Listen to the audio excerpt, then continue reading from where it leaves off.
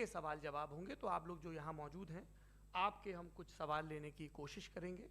30 minute का वक्त हमने उसके लिए तय कर रखा है। इस तरह से ये 2 घंटे की बहस पूरी होगी। 2-3 बुनियादी बातें हैं जिनका हमें ध्यान रखना है। किसी भी किस्म की नारेबाजी में हमें शरीक नहीं होना है। ये हल्ला गुल्ला नहीं है, क्योंकि पूरी दुनिया देख रही है, तो एक नज़ीर कायम करनी है, एक उदाहरण लोगों के सामने रखना है कि पढ़े लिखे लोग इत्तेफाकी और नाइत्तेफाकी रखते हुए भी, एक दूसरे से सहमति और असहमति रखते हुए भी बात कह सकते हैं। यहाँ पर मेरे JNU के प्रोफेसर बैठे हैं, पुरुषोत्तम अग्रवाल जी, जिन्होंने हमें क्लास में सिखाया है कि सहमति का साहस और असहमति का विवेक, और इसका ठीक उलट भी, ये बड़ा ज़रूरी है। दूसरी बात, ये किसी एक धर्म के बारे में बहस नहीं है, ये बात सबको स्पष्ट होनी चाहिए।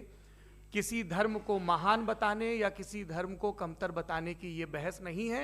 तो यदि कोई इस उम्मीद से देख रहा है या यहाँ आया है, तो मैं आपको आश्वस्त करना चाहता हूं कि आपको नाउम्मीदी हाथ लगेगी। इस बहस में बहुत ज़्यादा धार्मिक प्रतीकों के इस्तेमाल को लेकर भी, ये दोनों लोग जो अभी आपको गंभीर दिख रहे हैं, भले लोग हैं, कल शाम को चाय पर मिले थे, बहुत हंसी मजाक भी इनके बीच हुआ था, और गलबैयां डालते हुए एक तस्वीर भी हुई थी। ये इस बात का प्रमाण है कि इंटरनेट पर जो हल्ला मचा हुआ है उसके मुकाबले ये दोनों लोग बहुत ही अच्छे शांत ढंग से बहस के लिए राजी हो गए हैं। ट्विटर की बातें ट्विटर तक सीमित, एलन मस्क आजकल उसको एक्स कहते हैं। और अब इस बहस की शुरुआत मैं इन विद्वानों का, हालांकि इनको परिचय की जरूरत नहीं, पर हो सकता है, हमें पत्रकारिता में सिखाया जाता है कि नेवर अज्यूम, विज्ञान भी यही कहता है।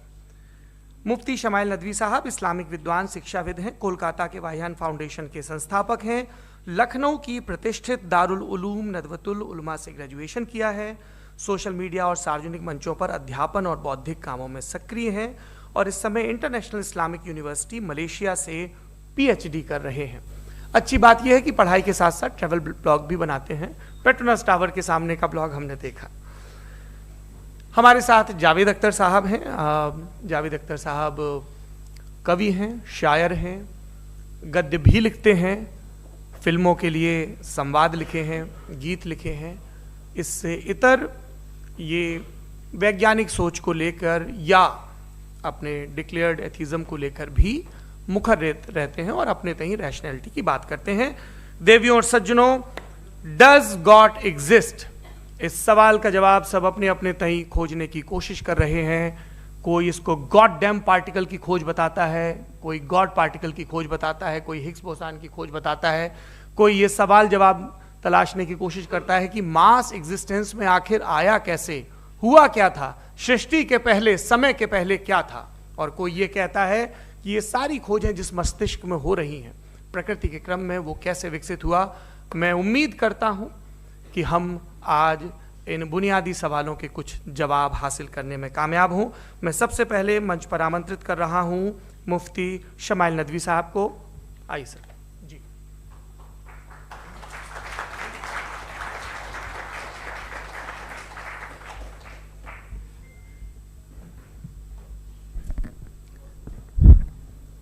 एक आखिरी गुजारिश, आप बोलना शुरू करें। आप लोग प्लीज अपने फोन फ्लाइट मोड पे या साइलेंट मोड पे रखें। एक बार चेक कर लें, कई बार बेध्यानी हो जाती है।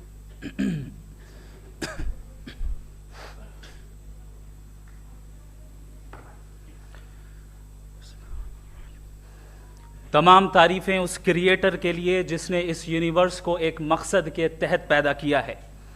रिस्पेक्टेड जनाब जावेद अख्तर साहब, मिस्टर सौरभ द्विवेदी और respected audience, thank you all for being here today.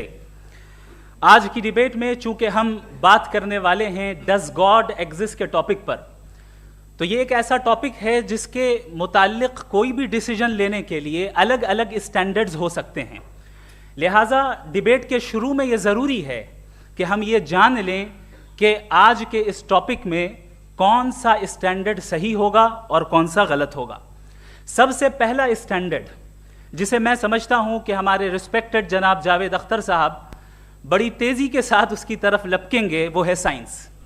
जबकि साइंस दर हकीकत खुदा के एग्जिस्टेंस को डायरेक्टली साबित करने या उसके एग्जिस्टेंस को डिनाई करने के लिए स्टैंडर्ड नहीं बन सकती। और उसकी वजह क्या है, ये मैं नहीं कह रहा, ये वो लोग कह रहे हैं जो साइंस के एक्सपर्ट्स हैं। नेशनल एकेडमी ऑफ साइंस कहती है science doesn't have the processes to prove और disprove the existence of God. Why? क्योंकि साइंस का ताल्लुक एम्पेरिकल एविडेंस से है और एम्पेरिकल एविडेंसेस का ताल्लुक हमारे नेचुरल और फिजिकल वर्ल्ड से है, जबकि गॉड नॉन फिजिकल और सुपर नेचुरल रियलिटी है। लिहाजा नॉन फिजिकल रियलिटी को आप उस टूल के साथ नहीं चेक कर सकते जिसका काम फिजिकल रियलिटी को तलाश करना है। लिहाजा आज इस डिबेट में गॉड की एग्जिस्टेंस को साबित करने या उसे डिनाई करने में साइंटिफिक एविडेंस को एक्सेप्ट नहीं किया जाएगा। दूसरा स्टैंडर्ड हो सकता है रेविलेशन, कि रेविलेशन के जरिए हम यह साबित करें कि गॉड एग्जिस्ट करता है या नहीं। लेकिन यह स्टैंडर्ड भी आज इररेलेवेंट है। क्यों? क्योंकि रेविलेशन मेरे नजदीक सोर्स ऑफ नॉलेज है, वैलिड सोर्स ऑफ नॉलेज है, लेकिन हमारे जावेद अख्तर साहब के नजदीक ये वैलिड सोर्स ऑफ नॉलेज नहीं है। लिहाजा आज की डिबेट में मैं एक भी एविडेंस किसी भी मजहबी स्क्रिप्चर से नहीं दूंगा ताकि जावेद अख्तर साहब के लिए वो अनएक्सेप्टेबल ना हो। तीसरा जो मेयार हो सकता है वो है ऑब्जर्वेशन, कि भाई कोई कहे कि हमें खुदा दिखाओ, अगर है तो दिखाओ, या ये कि खुदा के एग्जिस्टेंस पर एम्पेरिकल एविडेंस दो। तो ये है दर हकीकत गलत टूल का इस्तेमाल करना। ये ऐसा ही है कि जावेद साहब मुझसे ये मुतालबा करें कि मुफ्ती साहब आप मेटल डिटेक्टर के जरिए प्लास्टिक डिटेक्ट करके दिखाएं। अब चूंकि प्लास्टिक डिटेक्ट नहीं हो पा रही है लिहाजा plastic does not exist. No, you are using the wrong tool. इस टूल से प्लास्टिक को डिटेक्ट नहीं किया जाता। लिहाजा मैं समझता हूं कि गॉड के एग्जिस्टेंस पर एम्पेरिकल एविडेंस का मुतालबा करना एक बचकाना मुतालबा है और हमारे रिस्पेक्टेड जनाब जावेद अख्तर साहब इस स्टेज से अब बहुत आगे निकल चुके हैं। अब बचता है एक ही स्टैंडर्ड, और वो स्टैंडर्ड है अक्ल, लॉजिक, रीजनिंग। और यही वो स्टैंडर्ड है जिसके तहत गॉड की एग्जिस्टेंस को साबित किया जाएगा या गॉड की एग्जिस्टेंस को डिनाई किया जाएगा। लेकिन चूंकि ये बहुत इंपॉर्टेंट और सेंसिटिव टॉपिक है, इसलिए लॉजिकल आर्ग्यूमेंट भी ऐसा होना चाहिए जो डेफिनेटिव हो, इनडेफिनेटिव ना हो, जो 2 और 2 4 की तरह बिल्कुल वाजे हो, जिसे लॉजिकली रिजेक्ट करना पॉसिबल नहीं हो। फॉर एग्जाम्पल हम कहें हमारे रिस्पेक्टेड मिस्टर सौरभ साहब, ये एक इंसान है और तमाम इंसान कॉन्शियस बीइंग है। लिहाजा नतीजा क्या निकला? हमारे सौरभ साहब भी कॉन्शियस बीइंग है। क्या ये इनडेफिनेट आर्ग्यूमेंट है या डेफिनेट आर्ग्यूमेंट है? ये डेफिनेट आर्ग्यूमेंट है। ये 2 और 2 की तरह वाजे है, इसमें किसी तरह जो है लॉजिकली इसको रिजेक्ट नहीं किया जा सकता। तो अगर आज हमारे जावेद अख्तर साहब ऐसी कोई अकली दलील और लॉजिकल एविडेंस दें खुदा के ना होने पर जो डेफिनेट भी हो, तो मैं ये ऐलान करता हूं कि यकीनन मैं उस एविडेंस को कबूल करूंगा और उस पर गौर करूंगा। लेकिन साथ में यह भी ऐलान कर देता हूं प्रेडिक्शन के तौर पर कि ऐसा कोई डेफिनेट आर्ग्यूमेंट कोई नहीं पेश कर सकता। दलील हम देंगे और डेफिनेटिव दलील देंगे, लॉजिकल दलील देंगे, ऐसी दलील देंगे जो एंटायर एथिस्टिक वर्ल्ड उसे रेफ्यूट नहीं कर सकती। चलें अब हम एक एग्जाम्पल सोचते हैं, एक सिनेरियो, सिंपल सिनेरियो, तमाम ऑडियंस से गुजारिश है, हम और आप एक आइसोलेटेड आइलैंड पर हैं, ऐसा आइलैंड जहां पे हमसे पहले कोई कभी नहीं गया। चलते चलते आपके सामने अचानक आपने देखा एक पिंक कलर की बॉल पड़ी हुई है। सबसे पहला सवाल आपके जहन में क्या आएगा कि ये बॉल यहां क्यों आई, कैसे आई, ये पिंक कलर की ही क्यों है, कोई और कलर भी हो सकता था, ये इसी शेप में क्यों है, कोई और शेप भी हो सकता था। नेचुरली आप इस तरफ पहुंचेंगे कि कोई ना कोई है जिसने इन स्पेसिफिक प्रॉपर्टीज के साथ इस बॉल को बनाया है और यहां पे रखा है। चूंकि आप जानते हैं कि ये जो बॉल है इसका एग्जिस्ट करना जरूरी नहीं है, ये एग्जिस्ट कर भी सकती थी, नहीं भी कर सकती थी, और एग्जिस्ट करना ही था तो किसी और फॉर्म में करती, किसी और कलर में करती। अब आप इस बॉल को एक्सपैंड करते चले जाएं, एक्सपैंड करते चले जाएं, एक्सपैंड करते चले जाएं, यहां तक कि ये बॉल यूनिवर्स के साइज की हो जाए। बताइए कि क्या साइज के बढ़ जाने से सवाल बदल जाएगा? हरगिज नहीं बदलेगा। अभी भी सवाल रहेगा ये यूनिवर्स कहां से आया, इन स्पेसिफिक प्रॉपर्टीज के साथ कहां से आया, क्यों आया, किसने बनाया, यह सवाल उस वक्त भी वैलिड रहेगा। लेकिन यह सवाल अगर हम जनाब जावेद अख्तर साहब से करें तो चूंकि इनका वर्ल्ड व्यू एथिस्टिक है, और सिर्फ इनका नहीं, मतलब जितने भी एथिस्ट हैं और एथिस्टिक वर्ल्ड व्यू को रखने वाले से अगर आप ये सवाल करें कि ये यूनिवर्स कहां से आया, तो इनका जवाब या तो आर्ग्यूमेंट फ्रॉम इग्नोरेंस होगा या डॉगमेटिक होगा। या तो ये कहेंगे कि मुझे नहीं पता कि ये कहां से आया, लिहाजा गॉड डज नॉट एग्जिस्ट, ये आर्ग्यूमेंट फ्रॉम इग्नोरेंस है, या ये कहेंगे कि ये यूनिवर्स खुद ब खुद बन गया। इसका मतलब ये है कि उस बॉल को भी खुद ब खुद बन जाना चाहिए, लेकिन बॉल के ताल्लुक से ये एक्सप्लेनेशन एक्सेप्ट नहीं की जाएगी कि ये खुद ब खुद बन गई, लेकिन यूनिवर्स के ताल्लुक से कर दिया जाएगा। इसे हम दूसरे अल्फाज में डॉगमा भी कह सकते हैं।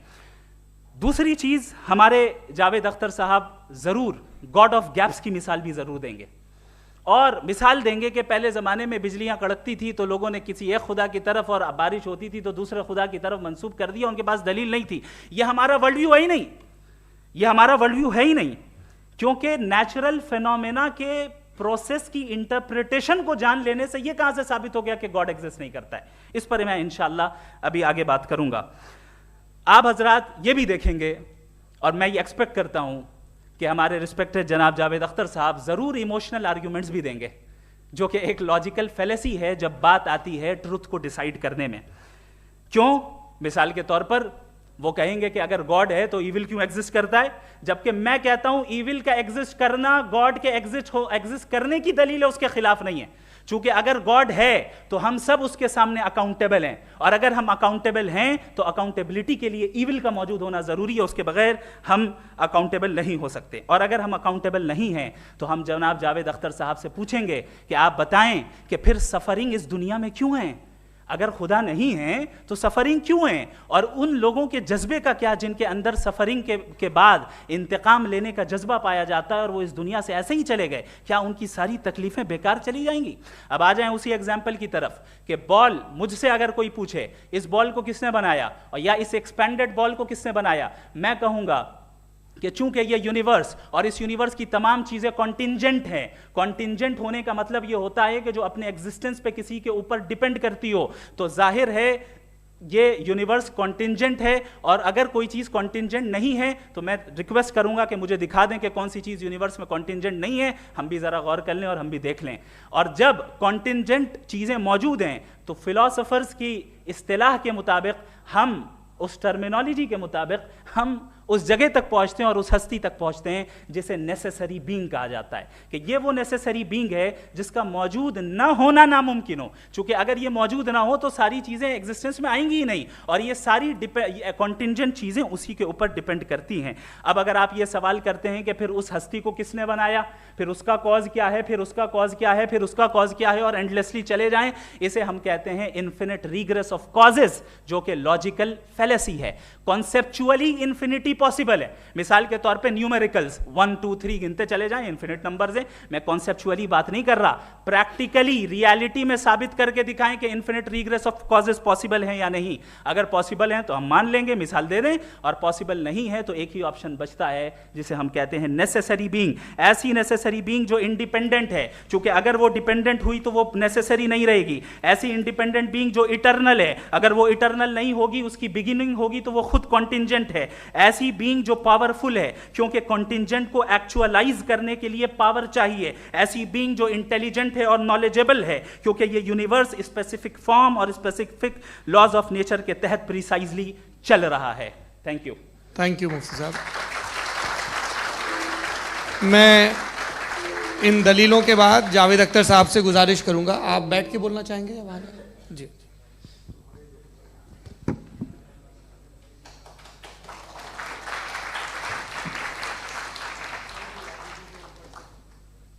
पहले तो मैं मुफ्ती साहब को एक अच्छी खबर देना चाहूँगा कि मेरी नॉलेज साइंस के बारे में बड़ी मामूली है, तो आप फिक्र ना करें उसकी, लेकिन कुछ कॉमन सेंस है मुझ में। देखिए, ये खुदा का तस्वुर कोई नया तस्वुर नहीं है, ये सदियों से रहा है। ये कुछ रिलीजन 3000 साल पुराने होंगे, 4000 साल पुराने होंगे, लेकिन इंसान कोई 10,000 12,000 साल से एग्जिस्ट करता है, होमोसेपियन की शक्ल में, और हमेशा कुछ ना कुछ मज़हब रहे। ये मज़हब जाहिलों के नहीं थे, ये मज़हब एक ऐसी ग्रीक सोसाइटी के थे जहाँ बड़े बड़े फिलोसफर्स पैदा हुए। ये मज़हब इजिप्शियंस के थे जिन्होंने पिरामिड्स बनाए थे।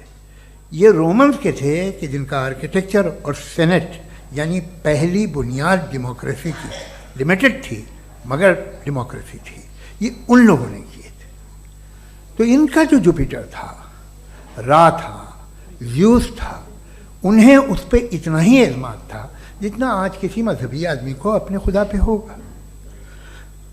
क्रिश्चियनिटी आने से पहले यूरोप में एक मज़हब था जर्मेनिक रिलीजन। उसका एक खुदा था, उसकी एक बीवी थी, उसके 2 बेटे थे, एक बेटी थी। फिर जर्मनी में जब यूरोप में क्रिश्चियनिटी आई तो वो खुदा, उसकी बीवी और पूरे ख़ानदान चला गया। तो हमने अगर हम हिस्ट्री देखें तो खुदा जो हैं वो ज़्यादातर फ़ानी है, वो हमेशा रहे नहीं। और वो जो लोग इन्हें मानते थे उनको आप कहें वो तो जाहिल थे, उन्हें तो कुछ पता ही नहीं था, ऐसा नहीं है। वो अपने वक्त में बड़े काबिल लोग थे और अपने वक्त में उन्होंने बड़े बड़े काम किए हैं, फिलोसफर्स थे, साइंटिस्ट थे। लेकिन उनका मज़हब कहाँ गया, उनके खुदा कहाँ गए? आज जो खुदा हैं दुनिया में लोग उन्हें मानते हैं। आपको क्या मालूम कि कितने बरसों के बाद क्या होने वाला है? हम यूरोप में देखते हैं तो चर्च खाली हैं। तो वक्त के साथ चीज़ें बदलती हैं। जहाँ तक इसका ताल्लुक़ है मज़हबों का, हर मज़हब आपसे एक चीज़ मांगता है, फेथ। ये फेथ क्या चीज़ होती है? What is the difference between faith and belief? ये तो बहुत ही अहमक़ाना बात होगी कि कोई आदमी कहे साहब अगर खुदा है तो मुझे दिखाइए। ये तो जाहिलाना बात हुई। मैंने तो नॉर्थ पोल नहीं देखा है मगर मैं मानता हूँ कि नॉर्थ पोल है। मैं क्यों मानता हूँ? इसलिए कि अगर ये दुनिया राउंड है तो उसका कोई टॉप होगा। कुछ लोग हैं जो वहाँ गए भी हैं, कॉमन सेंस कहता है कि ऐसा होगा, सबूत है, गवाह है, रीज़न है। तो ये मेरा फेथ नहीं है। तो फेथ में और बिलीफ में डिफरेंस क्या है? जो मज़हब मांगता है आपसे, हर मज़हब फेथ मांगता है। फेथ का मतलब ये है कि ना कोई गवाह हो, ना कोई सबूत हो, ना कोई रैशनल हो, ना कोई लॉजिक हो, ना कोई प्रूफ हो, मगर तुम एक बात को मानो। ये है फेथ। वरना बिलीफ होता। अगर इसमें कुछ भी सबूत होते, गवाह होते, तो फिर इसे आप बिलीफ कहते। जैसे मेरा बिलीफ है कि नॉर्थ पोल है, मेरा फेथ थोड़ी है। फेथ इन तमाम शर्तों को रद्द करता है। तो फिर स्टुपिडिटी क्या है? अगर मैं एक बात ऐसी मानूं जिसकी ना कोई लॉजिक है, ना कोई रैशनल है, ना कोई प्रूफ है, ना कोई गवाह है, ना कोई सबूत है, और मैं उसे मानूं, तो ये स्टुपिडिटी हुई। इसे ही भाई कल को मैं यकीन कर लूँ कि एलॉन मस्क जो है मेरा भाई है तो मुझे इंतहाई खुशी होगी, सुकून भी बहुत मिलेगा मुझे। लेकिन और कहे भाई क्यों मानते हो, क्या सबूत है? भाई वो तो अमेरिकन है और तुम तो इंडियन हो, वो तो नस्ल अलग है, तुम्हें कभी मिले भी नहीं। साहब देखिए मेरा फेथ है, इस पर बात न किया। फेथ का मतलब ही यह है कि आप प्रूव नहीं कर सकते। अगर आप प्रूव कर सकते हो तो फेथ की ज़रूरत ही नहीं, फिर तो आप बात करेंगे, आप कितनी बहस कर लीजिए। अल्टीमेटली दुनिया का हर मज़हब फेथ पे टिका है, और फेथ का मतलब है एक ऐसा यकीन जिसका कोई सबूत, कोई गवाह, कोई रैशनल नहीं। अब आप ये कहें, क्या आप ये क्यों कह रहे हैं कि साहब ये कायनात किसने बनाई? कमाल ये है कि आपने बताया कि एक आइलैंड पे गए और एक बॉल देखी। आपने ये नहीं कहा कि आइलैंड किसने बनाया, आपको सिर्फ बॉल पे हैरत हुई। हमने आइलैंड पे हमने हैरत नहीं की, होते हैं आइलैंड। इसी तरह ये आइलैंड है, सितारे, ये गैलेक्सीज, ये सब आइलैंड हैं, खला में। हम उन्हें टेकन फॉर ग्रांटेड लेते हैं, हम पूछते नहीं किसने बनाए। आपने जजीरे के बारे में भी नहीं पूछा है। मेरी पैदाइश कैसे हुई? क्या मैं प्लान्ड पैदा हुआ था? I was planned to be born. या एक लकी स्पर्म था जो किसी एग से चिपक गया। मेरी पैदाइश रैंडम। और इंसाफ जिसे आप कहते हैं, इंसाफ का तो नेचर से कोई वास्ता ही नहीं है। जो आप कहते हैं कि एक दिन इंसाफ मिलेगा, insaf is a human concept. Nature में कोई इंसाफ नहीं। अगर शेर हिरन को खा जाता है तो उसे कोई सजा नहीं मिलती। अगर एक आंधी आती है और हरे भरे पेड़ों को उखाड़ के फेंक देती है तो आंधियों की जेल नहीं होती है। नेचर में इंसाफ नहीं, इसलिए मुझे नेचर को इंसाफ की जरूरत भी नहीं। नेचर तमाम एक है। अब हम कहें कि साहब ये देखिए जो मैंने खाना खाया था, ये मेरी आंख तो नहीं यूं कर दिया उसे, तो इसे सजा मिलने नहीं, वो सिस्टम है, ऐसे ही चल रहा है। नेचर बगैर इंसाफ के है। इंसाफ इज अ ह्यूमन कॉन्सेप्ट। तो जो आपसे कहता है कि मैं तुम्हें इंसाफ दूंगा, वो इंसानी जहन की पैदावार है। ये नेचुरल है ही नहीं, ये आसमानी है ही नहीं। नेचर का तसव्वुर, इंसाफ का तसव्वुर। भाई आप साथ मिलते हैं, अब आप लेफ्ट हैंड ड्राइव कर लें, ये क्या है? तमाम सच, तमाम नेकी, तमाम शराफत लेफ्ट हैंड ड्राइव है। वरना क्या होगा, या तो आप क्योस कर देंगे, आपका एक्सीडेंट हो जाएगा, या आप किसी को मार देंगे, या ट्रैफिक जैम हो जाएगा। झूठ, बेईमानी, रिश्वतखोरी, ये तमाम जो है driving on the wrong side है। इसके ऊपर कुछ नहीं। ये तो हमने बनाया, जैसे हमने लेफ्ट हैंड ड्राइव बनाई है। ये कॉन्सेप्ट ऑफ इंसाफ जो है ये हमारा है, इसका नेचर से कोई वास्ता नहीं। शेर खा जाता है हिरन को, उसे जेल होती है क्या? कुछ भी नहीं है ही नहीं। तो ये जो दुनिया के रिलीजन प्रॉमिस करते हैं आपसे इंसाफ, इसी से मालूम होता है कि ये मैन मेड है। ये तसव्वुर कहीं और का है ही नहीं। जो नेचर है, कुछ लोग कहते हैं नेचर ही खुदा है, तो नेचर में तो इंसाफ नहीं कहीं। और आप वादा कर रहे हैं कि तुम्हें मरने के बाद इंसाफ मिलेगा। मुझे अगर मिलेगा तो मैं बहुत खुश हूँगा, लेकिन मैं यकीन नहीं कर पाता हूँ, इसलिए कि मैं फेथ नहीं पैदा कर सकता। The very fact that religions demand faith, इसका मतलब है कि उनके पास जस्टिफिकेशन नहीं है।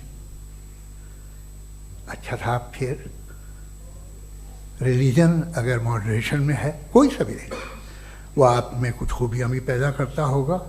देखिए उससे ये फ़ायदा है, वो फ़ायदा है। अल्कोहल जो है वो ज़्यादातर दवाओं में यूज़ होती है। और एक सर्वे किया गया था अमेरिका में कि लॉन्जिटिविटी किन लोगों की है, तो एक तरफ वो लोग थे जो शराब पीते ही नहीं थे, और एक तरफ वो थे जो एक बोतल शराब रोज़ पीते थे। सबसे ज़्यादा लंबी उम्र उनकी है जो 2 पैक नाप के शराब पीते और खाना खाते हैं। मगर हम शराब को बुरा समझते हैं, मैं भी बुरा समझता हूँ। क्यों? ऐसा होता नहीं। कुछ चीज़ों में आदत होती है कि वो बढ़ती है। आज तक में एक आदमी दूध पीता है, आप 10 साल बाद भी मिलेंगे तो एक ही गिलास पीता होगा। ऐसा नहीं होता, सुबह से दूध पीता रहता है। मिल्कोहलिक मैंने नहीं देखे, अल्कोहलिक होते हैं। ये टेंडेंसी है मजहब की कि वो बढ़ता है, जैसे कैंसर बढ़ता है, जैसे शराब बढ़ती है। कुछ लोग होंगे जो उसे सही तरह से यूज़ करते। मुझे यकीन है कि हमारे मुफ्ती साहब भी उनमें से एक हैं। इनसे बहुत खुशी हुई मुझे इनसे मिलकर। लेकिन कितने लोग हैं कि आज आप देखते हैं दुनिया में जो तबाहियाँ हैं, इनमें कितना हाथ है उन लोगों का जो बिलीवर कहते था मजहब ये नहीं कहता, ना कहता होगा, मगर जब ये मजहब पीते हैं तो ऐसे बिहेव करते हैं। थोड़ा सा अगर हो तो शायद बहुत अच्छी बात, लेकिन शराब थोड़ी सी नहीं रहती, उसमें टेंडेंसी है पहले। थोड़ा सा अगर 2-3 कैंसर के सेल हो ना बॉडी में तो आदमी स्लिम रहेगा, लेकिन वो 2-3 सेल नहीं रहते, वो मल्टीप्लाई होते हैं। जावेद साहब, टाइम पूरा हो गया। टाइम हो गया तो बस बात खत्म हो गई। अच्छा, मुझे कुछ और कहने को था भी नहीं। जी, मैं पहले जवाबी दौर के लिए इनवाइट कर रहा हूँ मुफ्ती साहब को। Your rebuttal round 1, you have 7 minutes.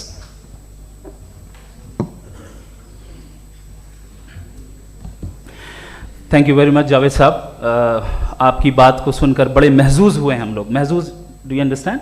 We enjoyed.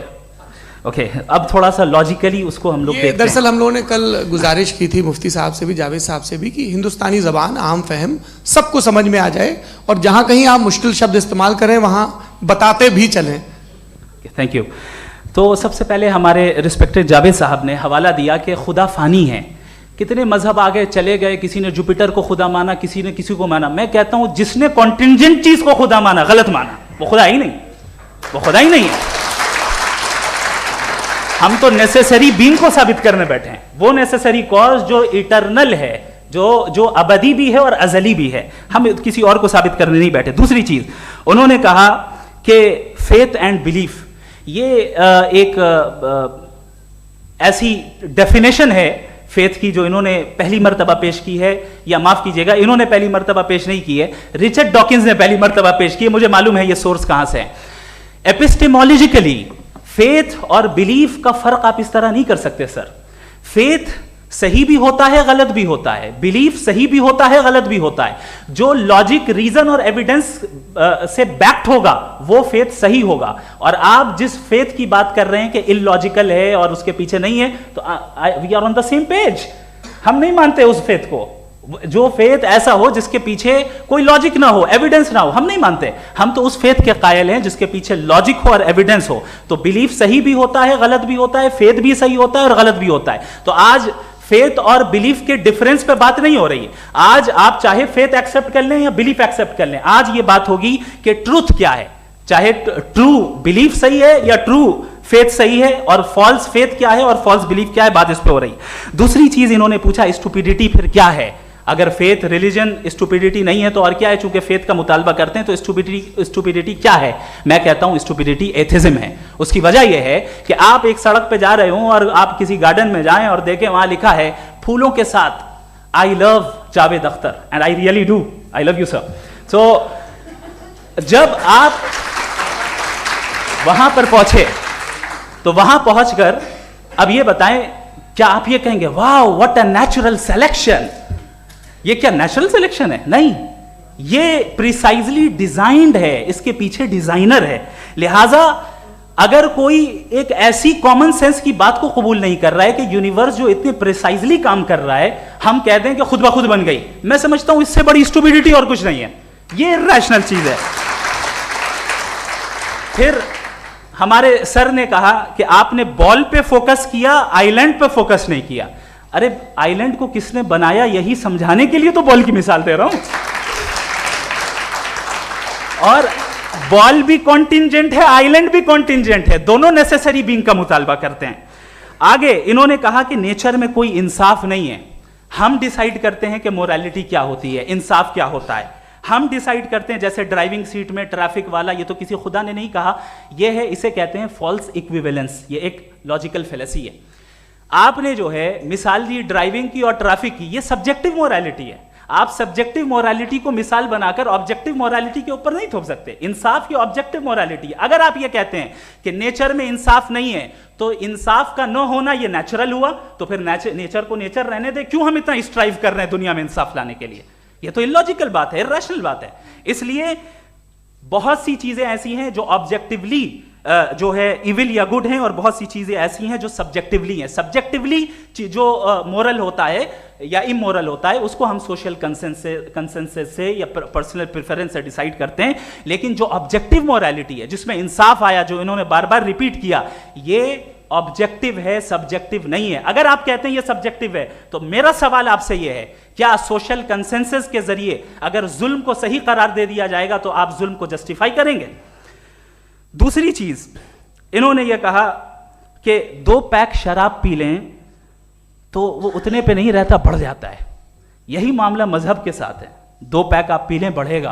तो ये एक ऐसी मिसाल है, इसको कहीं भी फिट कर लें कि आप एथिज्म पे जब फिट करें, जब आप 2 पैक एथिज्म का लेंगे ना, तो वो बढ़ बढ़ के नॉर्थ कोरिया बनेगा। Thank you.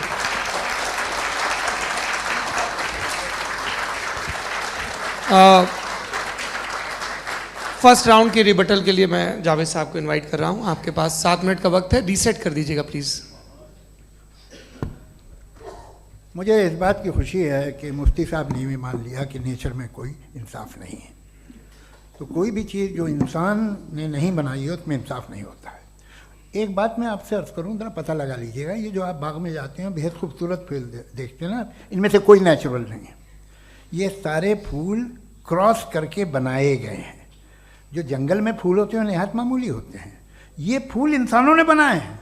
जो आप बाग में देख के वाह वाह कहते हैं, ये इंसानों के बनाए हुए हैं। डिफरेंट फूलों को क्रॉस करके, डेवलप करके, फिर क्रॉस करके इस तरह से बनाए गए। नेचुरल फ्लावर नहीं। किसी जंगल वीरान में जाके आप गुलाब के फूल नहीं देखेंगे। ये सब बनाए हुए इंसान ने, बहुत से काम इंसान ने किए हैं। बाकी है कि आपने मेरी एक बात का जवाब नहीं दिया, जिससे मुझे शिकायत है कि फेथ क्या है और आप फेथ मांगते क्यों हैं मुझसे? आप तो लॉजिकल हैं, आपके पास तो सारे रैशनल्स हैं, आपके पास सारे सबूत हैं, तो आपको फेथ की डिमांड क्यों करते हैं कि भाई तुम सरेंडर कर दो और सवाल मत करो? कोई मजहब सारे सवाल करने की इजाजत नहीं देता है और मना करता है कि ज़्यादा सवाल ना करो, बहक जाओगे तुम। आप क्यों रोकते हैं? हकीकत यह है कि इंसानी तारीख क्या है। इंसानी तारीख ये है कि दुनिया में दो तरह के लोग हुए हैं। एक वो जिन्होंने अपनी लाइल्मी की परस्तिश की है, दूसरे वो जिन्होंने अपनी इग्नोरेंस या लाइल्मी से झगड़ा किया है और मालूम किया है कि क्या है। ये जो आप कह रहे हैं, आज आप हैरान हैं कि भाई ये यूनिवर्स कैसे बनी। लोग हैरान थे कि सूरज डूबता है तो इधर से कैसे निकलता है। और आप एक कदम जाके हमेशा का मानने को तैयार है, एक कदम पीछे ही मान जाइए। भाई आप इसके बाद जाते हो, कहते सवाल ना करना कि ये कहाँ से आया, ये पावर तो हमेशा से हमेशा रहेगी। तो आप यूनिवर्स के बारे में मानने में क्या तकलीफ है? एक कदम पहले रुक जाइए। ये हमेशा से थी या नहीं थी हमें मालूम नहीं है। और ये कहना कि हमें मालूम नहीं है, कमाल ये है कि दुनिया के सारे मजहब सब जानते हैं ये दुनिया कैसे बनी थी, कैसे मिटेगी, मरने के बाद क्या होगा, इनको सब इल्म है। इनको किसी को डायनासोर होते थे पहले ये नहीं पता था, किसी को नहीं पता। किसी भी दुनिया की मजहबी किताब में डायनासोर का जिक्र नहीं है। लेकिन बाकी सब बातें, how to make universe in 4 easy lessons and बाकी सब पता है। जिसको सब पता है वो गड़बड़ है। हम में ये इंकिसार, ये ह्यूमिलिटी होनी चाहिए कि हम ये कहें कि हमें ये बहुत सारी बातें नहीं मालूम, लेकिन हम उनकी परस्तिश ना करें, अपनी लाइल्मी को की परस्तिश ना करें, हम उसे पता लगाने की कोशिश करें। जिस दुनिया में आप बैठे हैं सर, ये हॉल जो है, ये इलेक्ट्रिसिटी जो है, ये माइक जो है, जिस हवाई जहाज से आप आए थे, वो जिस कार से आप यहाँ आए हैं, ये सब उन लोगों की बनाई हुई है जिन्होंने सवाल किए थे। ये दुनिया जिसमें आप आज आराम से हैं, ये उन लोगों की बनाई है कि जिन्होंने सवाल किए थे। और हर स्टेज पे इन सवालों को मकरूह कहा गया था, गलत कहा गया था। आप ज़रा तारीख पढ़िए, एक बड़ी दिलचस्प किताब है बर्ट्रैंड रसेल की, जिसमें उसने रिलीजन एंड साइंस कि कब से रिलीजन जो है साइंस के अगेंस्ट है। और हद तो ये है कि भाप के इंजन के खिलाफ थे, स्टीम इंजन के भी खिलाफ थे, और फतवे हुए उन पर, वेटिकन ने दिए। तो ये हमेशा, अभी जैसे ही ये राइट विंगर आते हैं अमेरिका में पावर में, तो वो जो अपना ये क्या बोलते हैं उसे, सीड क्या वर्ड है, सीड क्या जो, हाँ नहीं सीड जो होते हैं जिन पे जी नहीं भाई, वो जो ह्यूमन बॉडी के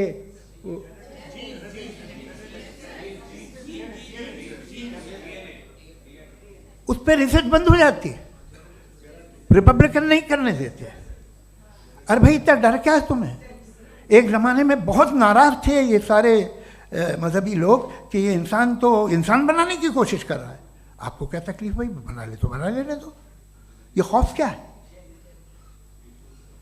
और ये सब आज जो आप कह कर रहे हैं नामुमकिन है, ये कैसे हुआ? मुझे एक किस्सा याद आता है। जब मैं 6ठी क्लास में था तो मैं मैथमेटिक्स में बहुत वीक था, तो एक टीचर रख दिया गया, उसने 1 2 3 4 5 6 7 तो सिखा दिया मुझे। वो दिन मैं भूल नहीं सकता हूँ मुफ्ती साहब। जिस दिन उसने ये बताया कि 1/2 क्या होता है और 3/4 क्या होता है, मुझे ऐसा लगा कि मेरा सर बीच से फट जाएगा। यह आदमी कह रहा है कि जो दीवार के अंदर जाओ वॉक करते हुए। आज हंसता हूँ मैं इस बात पे। तो आज जो बातें आपके जहन से बिल्कुल परे हैं और आप हैरान होते हो उन्हें देख के, एक वक्त आएगा कि मामूली लगेंगे। और हुआ है, आपकी इंसानी तारीख ही है। इतनी जल्दी सारे फैसले आप मत कर लीजिए, थोड़ा ये ह्यूमिलिटी रखिए कि भाई ये हमें नहीं मालूम। ये कहने में क्या आ रहा है, ये यूनिवर्स कहाँ तक फैली, ये कब से है और कब तक रहेगी, हमें नहीं मालूम। आपने फैसला कर लिया कब बनी।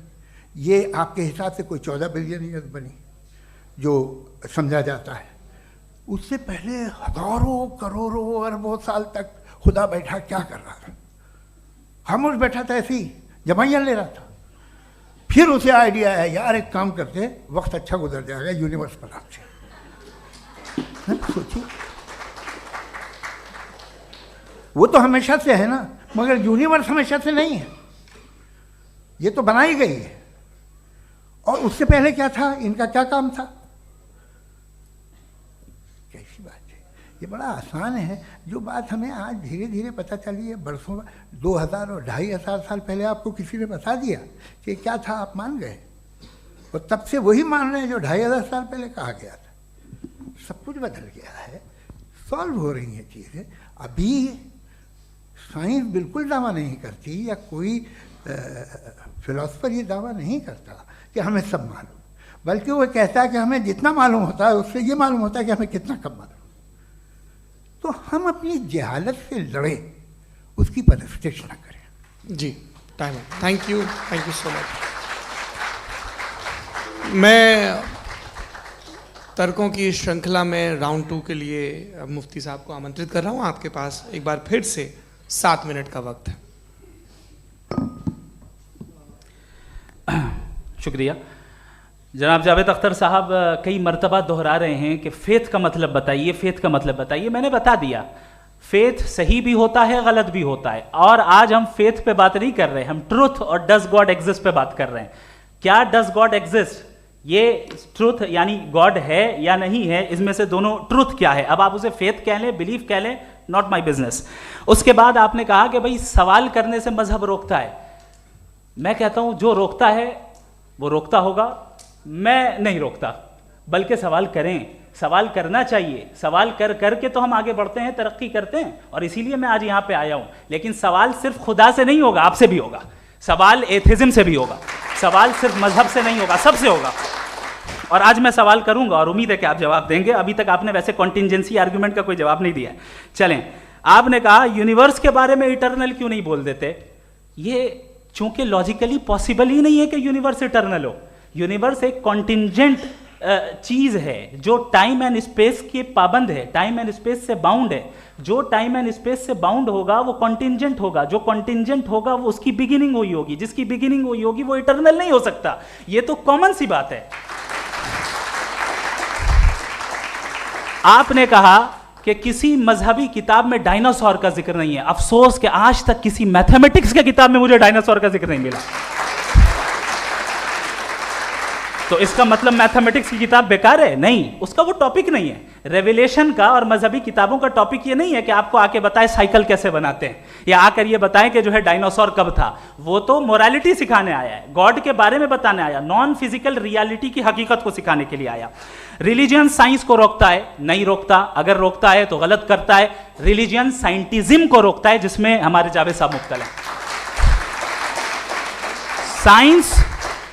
साइंस और साइंटिज्म में फर्क है।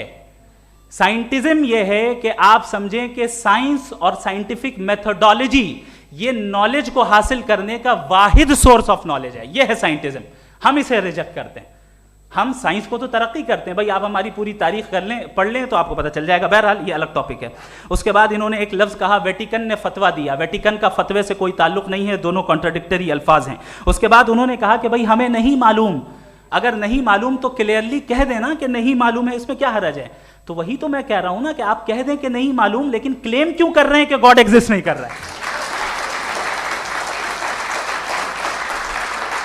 आप कह दें नहीं मालूम है, हो सकता है हो सकता ना हो, लेकिन आप क्लेम कर रहे हैं। The moment you say God does not exist, this is a claim and now the burden of proof is upon you too, जैसे हमारे ऊपर है। और क्यों है मैं बताता हूं, क्यों है ये भी मैं बताता हूं। फिलोसॉफिकली जो क्लेम होता है ना, सिर्फ ये नहीं होता कि इंसान कहे पॉजिटिव क्लेम करे और नेगेटिव क्लेम करे तो बर्डन ऑफ प्रूफ नहीं है।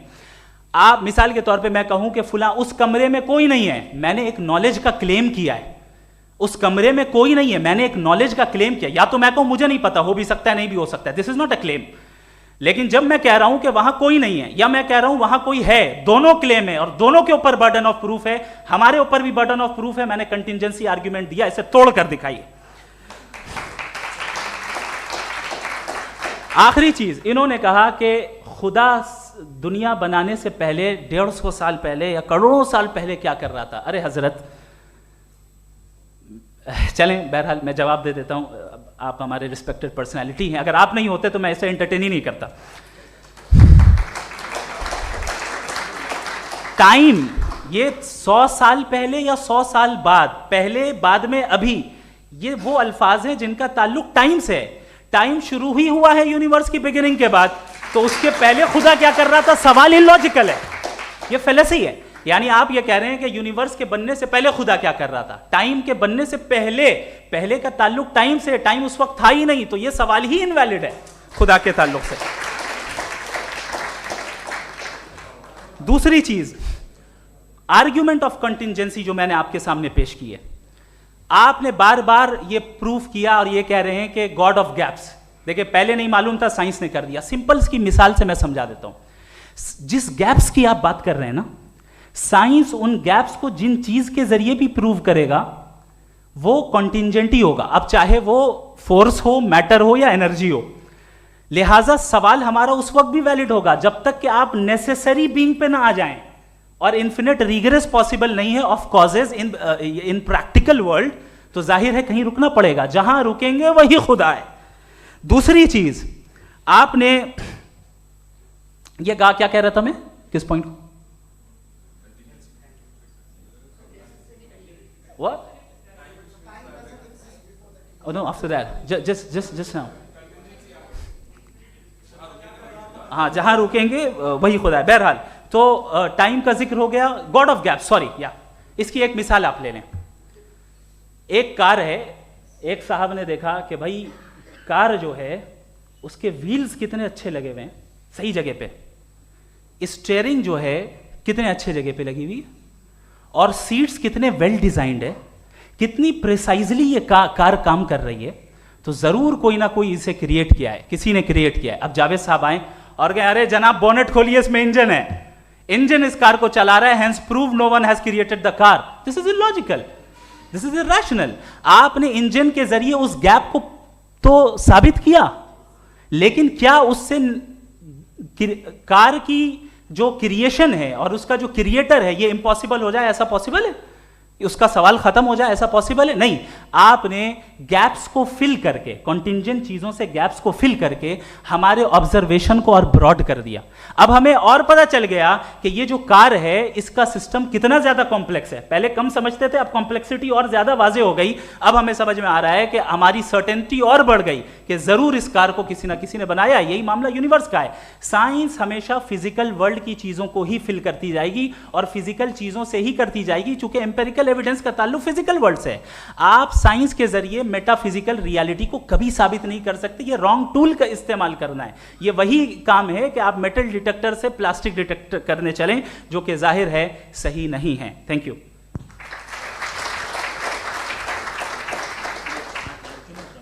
जी, ये आर्ग्यूमेंट का राउंड 2 है। हाँ। 7 मिनट है। पहले तो मैं आपसे अर्ज करूं कि आपने कहा कि जब कायनात ही नहीं थी तो वक्त भी नहीं था, कुछ भी नहीं था। कैसे नहीं था? खुदा था। एक एग्जिस्टेंस तो था ना खुदा का। तो जब खुदा था तो वक्त भी होगा। ऐसा नहीं है कि कुछ भी नहीं था, खुदा था।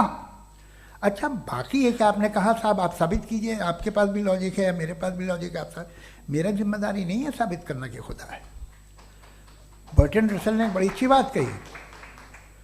बर्टन रसल ने बड़ी अच्छी बात कही। मैं आपसे अगर ये दावा करूं कि एक चाय की केतली मरीख के चारों तरफ घूम रही है, मार्स के चारों तरफ, तो यह आपका काम नहीं है कि आप साबित करें कि कोई चाय की केतली नहीं है। ये मेरा काम है, मैंने दावा किया है। ये दावा तो मजहबी लोग करते हैं कि खुदा है, मैं क्यों साबित करूं कि नहीं है? जब तक आप मुझे कन्विंस नहीं कर देंगे मैं नहीं मानूंगा। आपकी जिम्मेदारी है, मेरी जिम्मेदारी नहीं है। दोयम ये कि ये जो आप कह रहे हैं, जो गैप्स हैं, ये गैप जब जब किसी मजहब को चैलेंज करते हैं, जब ऐसा कोई बात आती है तो हंगामा हो जाता है कि जब वो चैलेंज करें किसी फेथ को। ये तमाम साइंस जो है इसे मुख्तलिफ जगहों पे मुख्तलिफ वक्तों में मज़हब ने रोकने की कोशिश की है। ये किताब है religion and science Bertrand Russell की, पढ़िएगा, अच्छी लगेगी आपको। तारीख़ ही है साइंस, मज़हब की साइंस से उसका यही रिश्ता है। अच्छा, अब ये हम सोचें कि बहरहाल ये वजूद जो है मज़हब और ये बिलीव इन गॉड इंसान को बेहतर बना देता है, तो एक काम कीजिए, हिंदुस्तान वर्ल्ड का नक्शा लीजिए और मार्क कीजिए कि रिलीजन कहाँ कहाँ ज़्यादा है, कहाँ कहाँ, चाहे वो लैटिन अमेरिका हो या मिडल ईस्ट हो या फार ईस्ट हो या हिंदुस्तान के वो इलाके जहाँ मजहबियत ज़्यादा है। रख दीजिए नक्शा अलग। अब दूसरा नक्शा कि कहाँ कहाँ नाइंसाफ़ी, रिप्रेशन, औरतों के हुकूक की पामाली, जुल्म, डिक्टेटरशिप कहाँ है, नक्शा एक ही होगा। तो आप मुझे बताएं कि जो इसका तरकीब इस्तेमाल क्या है, खुदा का तरकीब इस्तेमाल तो बताइए। आप छोटी सी दवा सड़क पे बेचते हैं, उसकी भी तरकीब इस्तेमाल बताते हैं। इसके इस्तेमाल से तो फ़ायदा नहीं हुआ किसी को। जो सारे के सारे ख़राब मुल्क हैं, ख़राब समाज है, वो सारे जुल्म खुदा के नाम पे करते हैं। वो गलत करते हैं, सही करते हैं, मुझे क्या लेना देना उससे। इस्तेमाल से मालूम होता ना। एक विस्की की बोतल कभी शायद देखी हो आपने, लाल रंग की होती है, उस पर रोशनी और छपड़ा इंतहाई खूबसूरत लगती है, क्या बिगाड़ रही है किसी का? उसका इस्तेमाल गलत है, इसलिए आप उसे नापसंद करते हैं। इसका इस्तेमाल गलत है, इस तसव्वुर का इस्तेमाल ही गलत है और हमेशा से गलत हुआ है। आप देख लीजिए, इंसानी तारीख देख लीजिए, आज देख लीजिए, हिंदुस्तान देखिए, दुनिया देख लीजिए, क्या हो रहा है। इसे कैसे इस्तेमाल कर रहे हैं फेथ वाले लोग? क्या फेयर हैं, जस्ट हैं, जो अपने खुदाओं पे यकीन रखते हैं? वो किस तरह के लोग हैं? वो लोगों को इंसाफ देते हैं, वो बेहतर इंसान बने। तो इस दवा का फ़ायदा क्या है? चलो बहुत फ़ायदा हो रहा तो मैं इस्तेमाल कर लूँगा, मुझे तो इस दवा का कोई फ़ायदा दिखता ही नहीं। मुझे तो ऐसा लगता, मैं एक और बात बताऊँ, अगर कोई आदमी मजहबी है और अच्छा आदमी है तो मैं उसकी बहुत इज्जत करता हूँ, इसलिए कि मेरा ख्याल है मजहबी आदमी का अच्छा होना मुझसे अच्छा होने से ज़्यादा मुश्किल है। भाई हर चीज़ की एक लिमिट है। आप इतना भाग सकते हैं, इतना नहीं भाग सकते, इतना वज़न उठा सकते, इतना नहीं उठा सकते, इतना दूर देख सकते हैं, इतना दूर नहीं देख सकते। उसी तरह कॉमन सेंस कहता है कि आप में नेकी का भी एक कोटा होगा। अब आप अगर सुबह जाते हैं अपनी इबादत गाह और इबादत करते हैं तो बाहर निकलते हैं तो आप तो यही महसूस करते हैं कि आपने एक बहुत अच्छा काम किया, आपकी नेकी का एक बहुत बड़ा कोटा खर्च हो गया जिससे किसी का कोई फ़ायदा नहीं हो। मैं तो नहीं जाता हूँ तो मुझे तो किसी को खाना खिलाना पड़ेगा, किसी बेवा की मदद करनी पड़ेगी। मैं अपना कोटा कैसे कंज्यूम करूँ? आप अपना कोटा, सारे मजहबी लोग इंतहाई यूजलेस कामों में यूज़ करते हैं। उसके बाद भी अगर आप में बच्ची है थोड़ी सी शराफत तो भाई वाह, क्या बात है।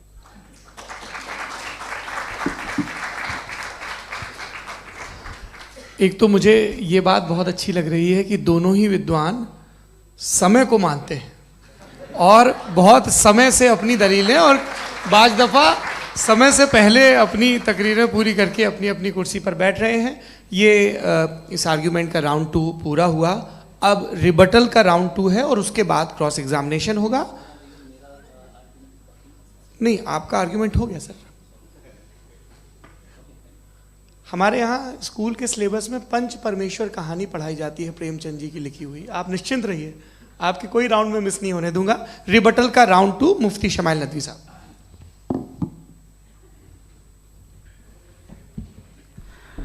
असल में जो हकीकी प्रॉब्लम है, असल प्रॉब्लम है वो ये है कि जावेद साहब के पास कॉन्सेप्ट ऑफ गॉड क्लियर नहीं है।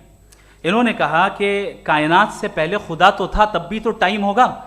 ये टाइम कायनात का हिस्सा है। हम खुदा, उस खुदा को मानते हैं, नेसेसरी बीइंग का टाइमलेस होना ज़रूरी है, चूंकि वो टाइम का क्रिएटर है। जब उसने टाइम को क्रिएट किया तो वो खुद टाइम पे कैसे होगा? उसने जब स्पेस को क्रिएट किया तो खुद स्पेस में कैसे होगा? अगर वो टाइम एंड स्पेस को पहले से ही उसका पाबंद है तो फिर किस चीज को उसने क्रिएट किया? लिहाजा ये सवाल गलत है कि खुदा था तो टाइम होगा, बिल्कुल नहीं। टाइम के पाबंद हम है, खुदा नहीं है। हम फिजिकल वर्ल्ड से ताल्लुक रखते हैं, वो मेटाफिजिकल रियलिटी है। दूसरी चीज इन्होंने मिसाल दी कि चाय की केतली हवा में घूम रही होगी, और पता नहीं शायद वो बर्टन रसल का उन्होंने हवाला दिया। बहरहाल यही प्रॉब्लम है। प्रॉब्लम यही है कि हम चीजों के दरमियान डिफरेंशिएट नहीं कर पाते। ये जो आपने मिसाल दी ये इमेजिनेशन है, और मैं जो साबित कर रहा हूं वो लॉजिकल नेसेसिटी है। आप इमेजिन करने आए तो कुछ भी करें, जुपिटर में पिंक एलिफेंट होगा, यूनिकॉर्न होगा, करें, उससे कायनात पे क्या फर्क पड़ता है? उससे आप लॉजिकल नेसेसिटी साबित नहीं कर सकते। मैं तो उस प्राइम कॉज की बात कर रहा हूं, उस नेसेसरी बीइंग की बात कर रहा हूं जिसके बगैर इस कायनात का एग्जिस्टेंस मुमकिन नहीं है। दूसरी चीज, मजहब को साइंस चैलेंज करती है वगैरह वगैरह, ये हमारा टॉपिक ही नहीं है। मैं इस पर बात करूंगा तो फिर मेरा वक्त चला जाएगा। मजहब के ऊपर चूंकि हमारी डिस्कशन नहीं है, साइंस को मजहब और बिलखुसूस मैं और हमारा वर्ल्ड व्यू कम अज कम साइंस को पीछे नहीं करता है, साइंटिज्म की मजम्मत करता है। इसकी वजाहत मैंने पहले कर दी। दूसरी चीज इन्होंने कहा वर्ल्ड का नक्शा लीजिए, वर्ल्ड मैप लीजिए, दो अलग अलग जगह की। हजरत मैंने ये होमवर्क किया था, और मैंने मिडिल ईस्ट का एक नक्शा लिया और यूरोप का एक नक्शा लिया, ये मजहबी इलाका और ये लिबरल और एथीस्ट इलाका। मुझे पता चला कि सबसे ज्यादा रेप केसेस जो हैं वहां पर है।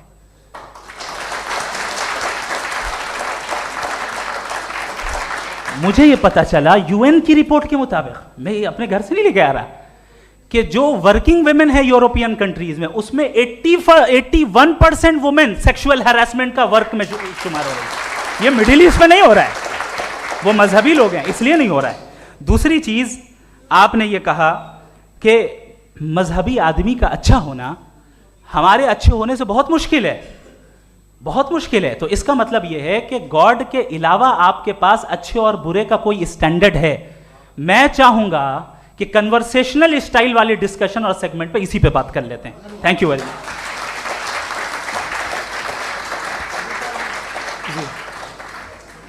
ये रिबटल का राउंड 2 है, आपके पास 5 मिनट का वक्त है, और इसके बाद क्रॉस एग्जामिनेशन शुरू करेंगे। आप चाहें तो जो इन्होंने सवाल पूछे उनके जवाब आप रिबटल में भी दे सकते हैं। जी जी, देखिए पहले तो ये बात कि ये मिसाल गलत नहीं है, गलत है।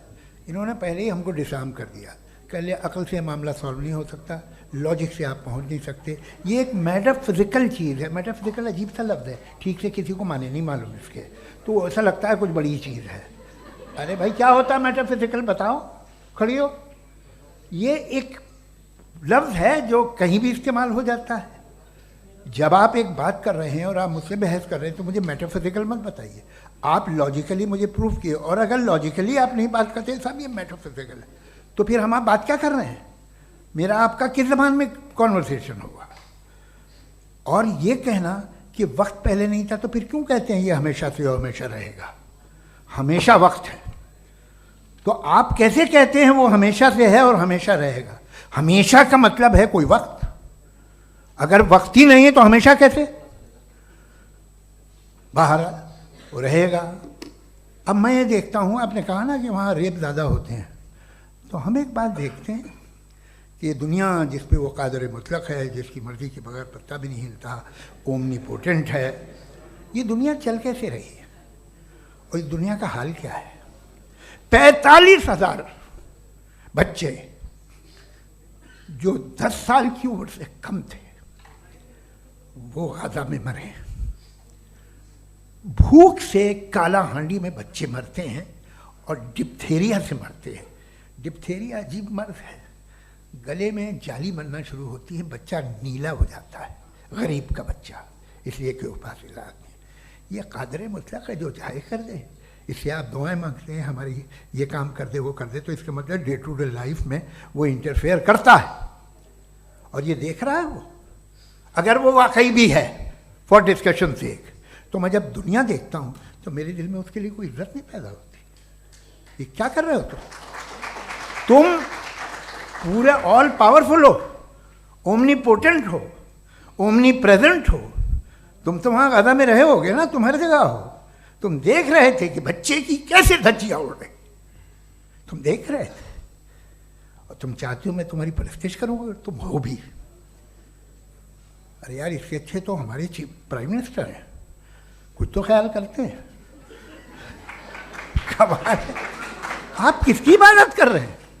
अगर वो है भी, ये दुनिया नाइंसाफी से, जुल्म से, जबर से, तशद्दुद से भरी हुई है। और आप ये मत कहिएगा कि वो देख रहा है और वो बताएगा एक दिन। अगर वो देख रहा है और इंटरफेयर नहीं करता तो आप दुआ क्यों मांगते? आप कहते हैं मेरा ये काम करा दे, इसके मतलब है वो दखल दे सकता है, वो आपको नौकरी दिलवा सकता है, भले दूसरे आदमी को न मिले, मगर आपका काम कर देगा चूंकि आपने दुआ मांगी है। तो जब वो आपको नौकरी दिला सकता है, लड़की की शादी कर सकता है, बेटे को ग्रीन कार्ड दिलवा सकता है, तो कम से कम ये जो मर रहे हैं बच्चे, इनको रोक दे, कुछ तो करे।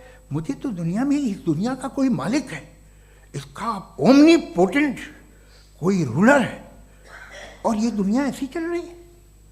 मैं तो चाहूँगा कि भाई ना हो, अगर हो तो बड़ी शर्मिंदगी की बात है। शुक्रिया।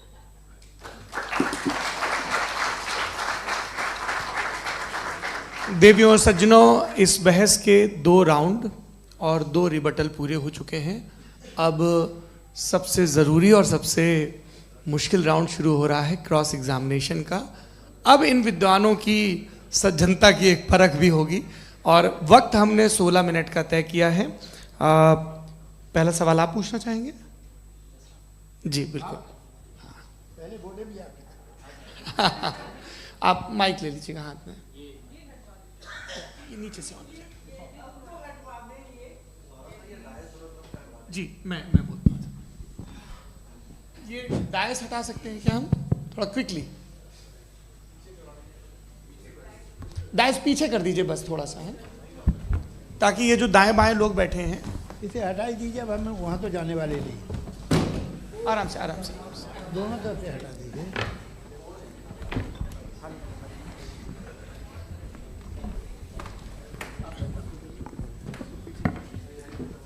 इस बीच आप लोग भी अपने अपने सवाल तैयार कर लें। ये ध्यान रखेंगे कि मैं यहाँ से सवाल लूँगा, आप लोगों को अपना हाथ ऊपर करना है, अपना नाम बताना है और अधिकतम 3 वाक्यों में अपना सवाल पूरा करना है। कई लोग सवाल की जगह भाषण देने लगते हैं, उससे आज बचना है। जी मुफ्ती साहब, पहला सवाल आपका, 16 मिनट हैं, हम दोनों लोगों के सवाल लेंगे। जी जी बहुत शुक्रिया। आपकी जो अभी बात हुई बहुत अहम थी, मैं इसको चाहूँगा कि आगे डिस्कस करूँ, लेकिन चूँकि अभी ये वो सेगमेंट है क्रॉस एग्जामिनेशन, तो सबसे पहला सवाल आपसे ये है कि जो मैं इतनी देर से कॉन्टिंजेंसी आर्ग्यूमेंट आपको बता रहा था, ये अकल से ही बता रहा था हजरत, आप ये बताएं कि आप इन्फिनिट रिग्रेस ऑफ कॉजेस को पॉसिबल मानते हैं या नेसेसरी बीइंग के एग्जिस्टेंस को सही समझते हैं? चूंकि 2 ही ऑप्शन हो सकता है, आप ये बताएं। देखिए, आपको मैं ईमानदारी से बात करूं, एक तो मैं कॉन्टिजेंसी वर्ड ठीक से समझता नहीं, और इस वक्त भी जो आपने अंग्रेजी के अल्फाज इस्तेमाल किए वो ज़रा थोड़े से मुझे डिफ़िकल्ट और कॉम्प्लिकेटेड लगे, तो आप ज़रा सिंपल ज़बान में सवाल कर सकते हैं? बिल्कुल कर सकता हूँ जी। यूनिवर्स की हर चीज़ कॉन्टिंजेंट होने का मतलब ये है कि वो अपने एग्जिस्टेंस में किसी के ऊपर डिपेंडेंट है।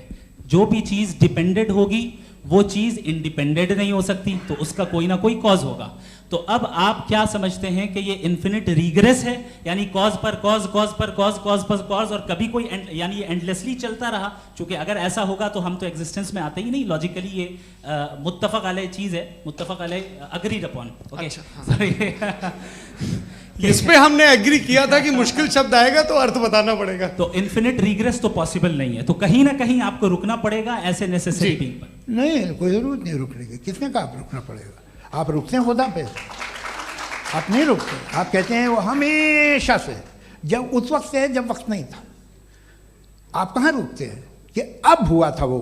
आप नहीं कहते। हम क्यों नहीं मान सकते कि यूनिवर्स जो है और बल्कि मल्टीवर्सेस जो है वो हमेशा से हैं, वो बनती है, बिगड़ती है। एक हमारे यहाँ एक चीज़ है ब्लैक होल, वो समेट लेता है वापस, फिर ब्लास्ट होता है, फिर फैल जाता है। और इसमें हमारी तो खैर कोई औकात ही नहीं है इंसान की। एक छोटे से ज़र्रे पे हम 50-60 साल की उम्र रखते हैं, जो करोड़ों अरबों साल की कायनात है उसमें, और पैदा भी नहायत ही बेहुदा वजह से हुए थे। तो इसमें ये सोचना कि इसकी वजूहात और ये क्यों है, ये डिपेंडेंट है, ये हम देख रहे हैं। क्या मालूम, आप सोचिए कि ये जो फैल रही है कायनात, ये कहाँ फैल रही है, ये कहाँ जा रही है, और ये फैल क्यों रही है? अरे बना ली थी तुमने, रुको भैया, हाँ काफ़ी है। ये फैल क्यों रही है?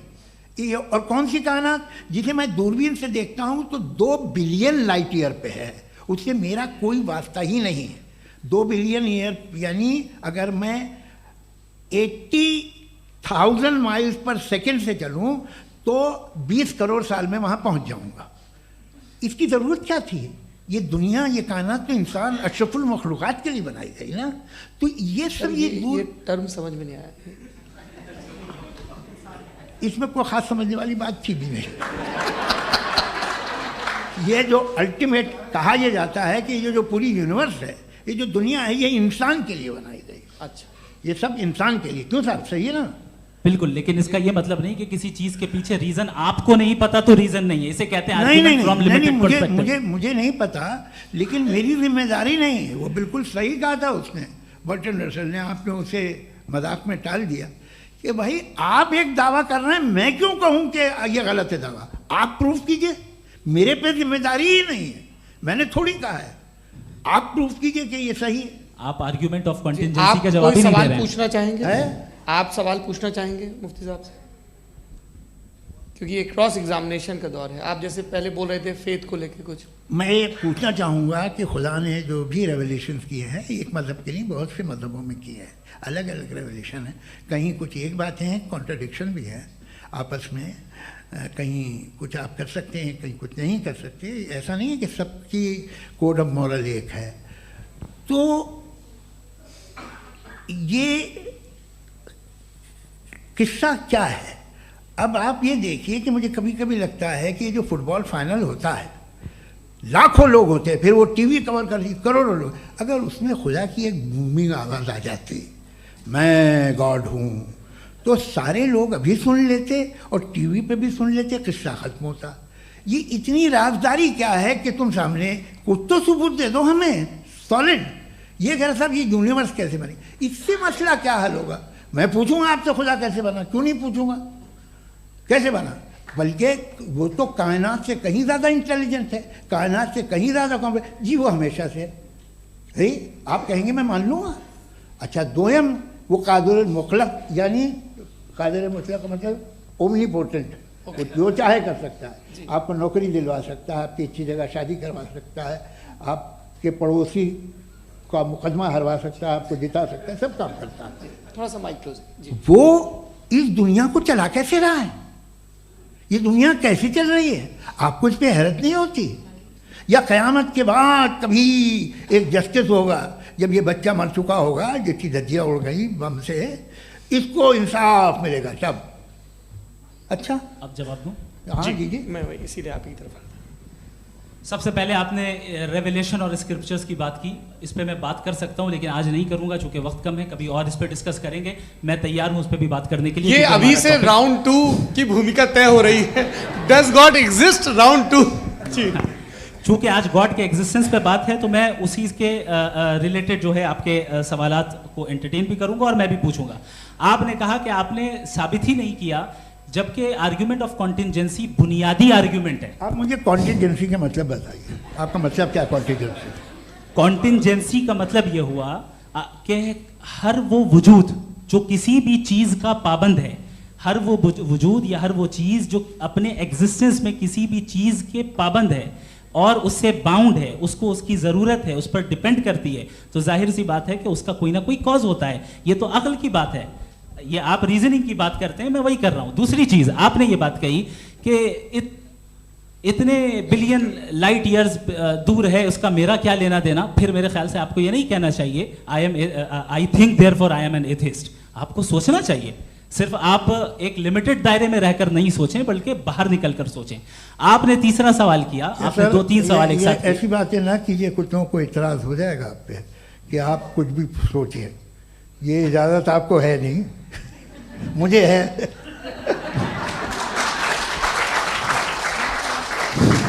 जी, आपने प्रॉब्लम ऑफ इविल के ताल्लुक से सवाल किया और बार बार आप एक लफ्ज रिपीट कर रहे हैं कि ओमनीपोटेंट गॉड है। ऑल पावरफुल गॉड है। यही तो दरअसल समझना है कि गॉड का कॉन्सेप्ट क्या है। प्रॉब्लम ऑफ इविल जो है, प्रॉब्लम ऑफ इविल दर हकीकत दो असम्पशंस पर कायम है। अगर आप इन दो असम्पशंस को समझ जाएं तो ये प्रॉब्लम नहीं रहेगी, आर्ग्यूमेंट आपको समझ में आ जाएगी कि ये कोलैप्स कर जाता है। पॉइंट नंबर 1, यानी जो आपका सबसे पहला फॉल्स असम्पशन है कि गॉड मर्सीफुल है, ऑमनीपोटेंट है, दुनिया में जुल्म हो रहा है। लेकिन आपको ये समझना चाहिए कि हमारे वर्ल्ड व्यू के मुताबिक गॉड सिर्फ ऑमनीपोटेंट और सिर्फ मर्सीफुल नहीं है, बल्कि वो ऑल वाइज भी है और वो ऑल नोइंग भी है। उसके हर काम के पीछे हिकमत और विजडम है। ये कोई जरूरी नहीं है कि वो हिकमत और विजडम आपको समझ में आए या मुझे समझ में आए। अगर आप जो समझ रहे हैं उसके मुताबिक आप फैसला कर रहे हैं, ये लिमिटेड पर्सपेक्टिव से आर्ग्यूमेंट है। और इस चीज को हम अपनी दुनिया में, अपने लाइफ में, डेली लाइफ में इस प्रिंसिपल को एक्सेप्ट करते हैं। हम जब किसी डॉक्टर के पास जाते हैं, डॉक्टर के पास जाकर वो अगर उसने हमें कोई दवाई दी है तो हम ये तो नहीं कहते कि जब तक आपके पास जितना नॉलेज और जितना विजडम नहीं है, आपने क्यों ये दवाई दी है, तब तक हम इस चीज को एक्सेप्ट नहीं करेंगे। नहीं कहते, हम उसकी अथॉरिटी को तस्लीम करते हैं। क्यों? क्योंकि उसकी हम जानते हैं कि वो नॉलेजेबल है, वो विजडम वाला है, हमसे ज्यादा नॉलेज और हमसे ज्यादा विजडम है। बताएं सर। नहीं, डॉक्टर में और खुदा में बड़ा डिफरेंस है। डॉक्टर पढ़ा लिखा होता है एक, तो मैं उसकी बात सुनूंगा। दोयम ये नहीं, कुछ जवाब तो ये भी नहीं है सर। प्लीज, अगर सब ऑडियंस से बोलने लगेंगे तो फिर मतलब नहीं सिविलाइज्ड बहस का। मतलब आप ये कहें कि चूंकि आप डॉक्टर पे बिलीव करते हैं इसलिए खुदा पे बिलीव किए, क्या ये मिसाल आपको समझाने के आर्गुमेंट है, इस पे आपको एतराज नहीं है। तो सिंपल बात ये है कि मैं अगर ये यकीन कर लूँ कि एक ओमनीपोटेंट, उसकी मसलहत है, ये जो बच्चे मर रहे हैं ये मसलहत है उसकी, मुझे नहीं चाहिए थी मसलहत। उसकी मसलहत नहीं, यही तो समझना है, मतलब एक्सपीरियंस। अच्छा, इस आपने अभी मेरी बात पूरी सुनी नहीं। मैंने कहा आपका पूरा आर्ग्यूमेंट दो फॉल्स असम्पशंस पर है।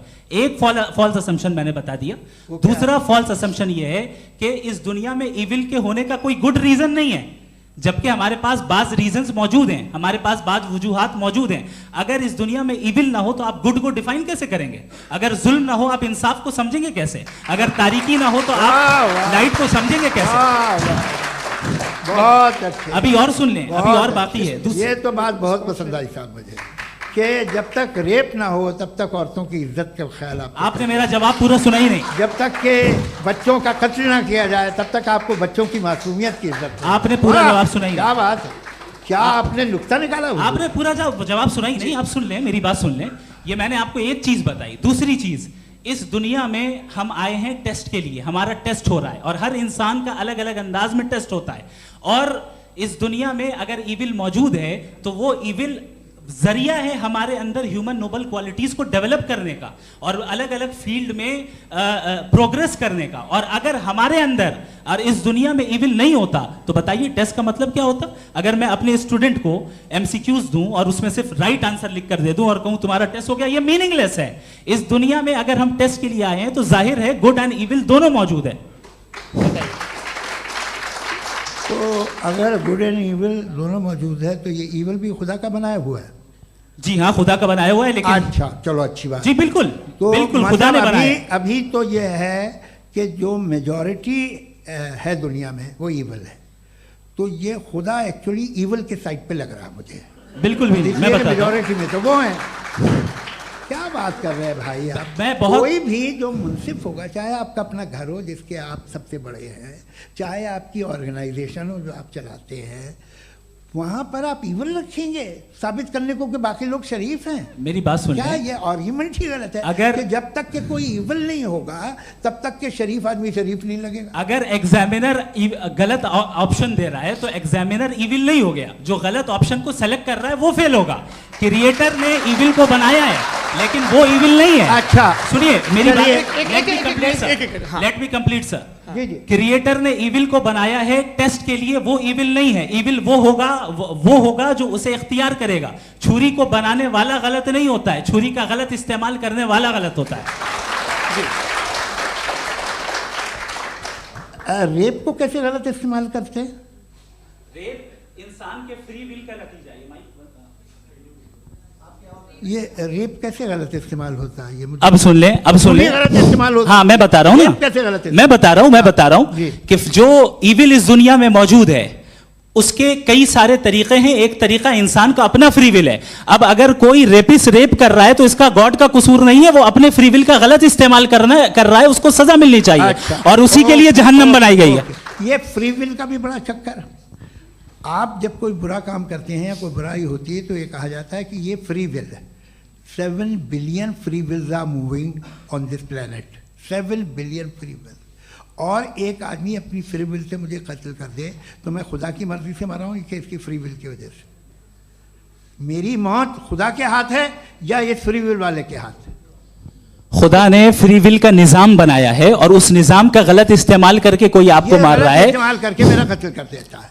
अब मेरी मौत का जिम्मेदार कौन है? वो इंसान जिम्मेदार है। वो इंसान। जी। तो ये कहना कि और उसको सजा मिलेगी। तो अब आप आगे चलिए कि ये तय करना कि अल्लाह ही या खुदा, सॉरी अल्लाह ने, खुदा ही जिंदगी देता है, खुदा ही मौत देता है, ये गलत है। बिल्कुल गलत नहीं है। हाँ, नहीं, निजाम उसी ने बनाया फ्री विल का। निजाम मौत और हयात का उसी ने बनाया। You are contradicting yourself. अभी आपने कहा कि एक आदमी ने फ्री विल से आपको मार दिया, इसमें उसे फ्री विल दी गई थी, उसने गलत इस्तेमाल किया। 7 billion free wills are moving on this planet और आप चाह रहे हैं कि मैं सिर्फ खुदा का ध्यान करूं। ये 7 बिलियन फ्री विल्स को मुझे लुक आफ्टर करना पड़ेगा कि नहीं? ये तो तबाहियां कर रही हैं और तबाहियां ज़्यादा हो रही हैं। बिल्कुल। तो अगर आप बताएं अगर खुदा नहीं है फॉर एग्जाम्पल, तो आप इविल को कैसे डिसाइड करेंगे? यानी how can you define evil objectively without God? देखिए, दुनिया में 2 तरह के जानवर हैं। एक जो अकेले रहते हैं जंगल में और एक जो ग्रुप्स में रहते हैं। ग्रुप में जो भी रहेगा, चाहे वो आपका फाउंडेशन हो, चाहे कोई क्लब हो, चाहे कोई पॉलिटिकल पार्टी हो, चाहे कोई यूनिट हो, उसमें आपको इंटरैक्ट करने के रूल बनाने पड़ेंगे। यानी लोग तय करेंगे। लोग तय करेंगे। अगर लोगों ने ये तय किया कि किसी का रेप करना सही है, आप जस्टिफाई करेंगे? नहीं, आपका फाउंडेशन तो ये हो गया ना कि लोग ही विल डिसाइड करेंगे। नहीं, अरे दुनिया में ऐसे ग्रुप्स हैं जो रेप को जायज़ मानते हैं सर्टन हालात में। मैं डिटेल में नहीं जानूंगा, आप भी जानते हैं। ये जो आईसिस वाले थे, इन्होंने क्या किया था, तो उन्होंने क्या किया उसका खुदा से कोई ताल्लुक नहीं है सर। मैंने सिंपल सवाल किया कि इविल को आप डिफाइन करते कैसे हैं? आइए वापस आइए जी। आप साथ में तभी रह सकते हैं जब कुछ आप ऐसे उसूल डेवलप करें जिसमें हर एक का बेसिक तहफ़्फ़ुज़, हर एक का बेसिक राइट हो और हर एक को कोई आराम मिले। यही तरीक़ा है किसी भी ऑर्गेनाइजेशन जिसमें एक से ज़्यादा लोग हैं और वो ऐसे चलती है ज़िंदगी। उसमें अगर आप गड़बड़ करेंगे तो तबाही होगी, नुकसान होगा, बर्बादियाँ आएंगी। और अगर उसमें आप घर ले लीजिए ना, एक हस्बैंड है, एक वाइफ है, बच्चे हैं, वालदा भी हैं, 2 बहनें भी हैं, एक भाई भी है। अब इसमें कोई निज़ाम आपको चाहिए साथ में रहने का और एक दूसरे पे भरोसा रहे, एक दूसरे के बहीख्वाह हों, एक दूसरे की मदद करें, ऐसी जिंदगी। सर आपकी बात आ गई। आप ये कह रहे हैं कि लोग डिसाइड करेंगे क्या सही है क्या गलत है, यही है? मेजॉरिटी डिसाइड करेगी क्या सही है क्या गलत है? अरे भाई बिल्कुल। मेजॉरिटी अगर ये कहे कि नाजी जर्मनी के साथ जिस तरह मेजॉरिटी थी कि जेनोसाइड करना सही, आप जस्टिफाई करेंगे? उस वक्त आपका ये सवाल सिर्फ उसके बाद क्लोजिंग। हाँ, उस वक्त प्लेनेट पे जो लोग थे, उनमें कितने लोग हिटलर को सही समझते? अच्छा, प्लेनेट की मेजॉरिटी तय करेगी, सोसाइटी की नहीं। प्लेनेट की मेजॉरिटी गॉड के एग्जिस्टेंस को सही मानती है, आप क्यों नहीं मानते? ये हेलो ये क्रॉस क्वेश्चन का राउंड यहाँ पर समाप्त होता है। और ये बड़ा अच्छा है कि इस तरह से फ्रेगमेंट कर दिया गया है ताकि जो मरकरी ऊपर जा रहा है नीचे जवाब दे दूं। जी। प्लेनेट की ज़्यादातर मेजॉरिटी कुछ दूसरे मजहबों के खुदा को मानती है। आप उन्हें क्यों नहीं? आप तो मेजॉरिटी की बात कर रहे हैं। अच्छा, ये क्लोजिंग आप ये कह रहे हैं इविल और गुड को डिसाइड मेजॉरिटी करेगी। मेजॉरिटी जो कर दे वो सही हो जाएगा। क्लोजिंग इसको जैसा आप ही लोगों ने तय किया है उसी फॉर्मेट को फॉलो कर लेते हैं। हाँ भाई, मैंने तो भले लोगों पे एतबार किया और तब मॉडरेशन तय किया। जी, आपके पास 5 मिनट का वक्त है, क्लोजिंग आर्ग्यूमेंट है, उसके बाद हम ऑडियंस से क्वेश्चन आंसर लेंगे जावेद साहब की क्लोजिंग आर्ग्यूमेंट के बाद। ओके, बहुत शुक्रिया जी। हमारा जो टॉपिक है डज गॉड एग्जिस्ट, मैं इस पे इतने एकेडमिक तैयारी करके आया था मुझे था कि मैंने सोचा था कि कई सारे मैं आर्ग्यूमेंट्स दूंगा, लेकिन वक्त की भी किल्लत और जावेद साहब बार बार इधर उधर चले जा रहे थे तो उसको भी थोड़ा एंटरटेन करना पड़ गया। डज गॉड एग्जिस्ट पे मैं एक ही आर्ग्यूमेंट दे पाया। आर्ग्यूमेंट्स बहुत हैं और डेफिनेटिव आर्ग्यूमेंट्स हैं, और मेरे आर्ग्यूमेंट को किसी एक राउंड में भी इन्होंने एंटरटेन नहीं किया और रेफ्यूट नहीं किया। एक राउंड में भी नहीं, एक राउंड में भी नहीं। और ना ही अभी आपका क्लोजिंग आर्गुमेंट आएगा, नहीं वो बता देना। Argument of contingency sir. अरे मैं आपसे कई बार कह चुका हूँ कंटीजेंसी का मतलब अब मैं कैसे समझाऊं आपको आपस में? हाँ, आप और कितने आसानी से समझाऊं मैं, मुझे तो नहीं समझ में आ रहा है। आप अपनी आर्ग्यूमेंट ऑफ कंटीजेंसी उर्दू में बोल सकते हैं।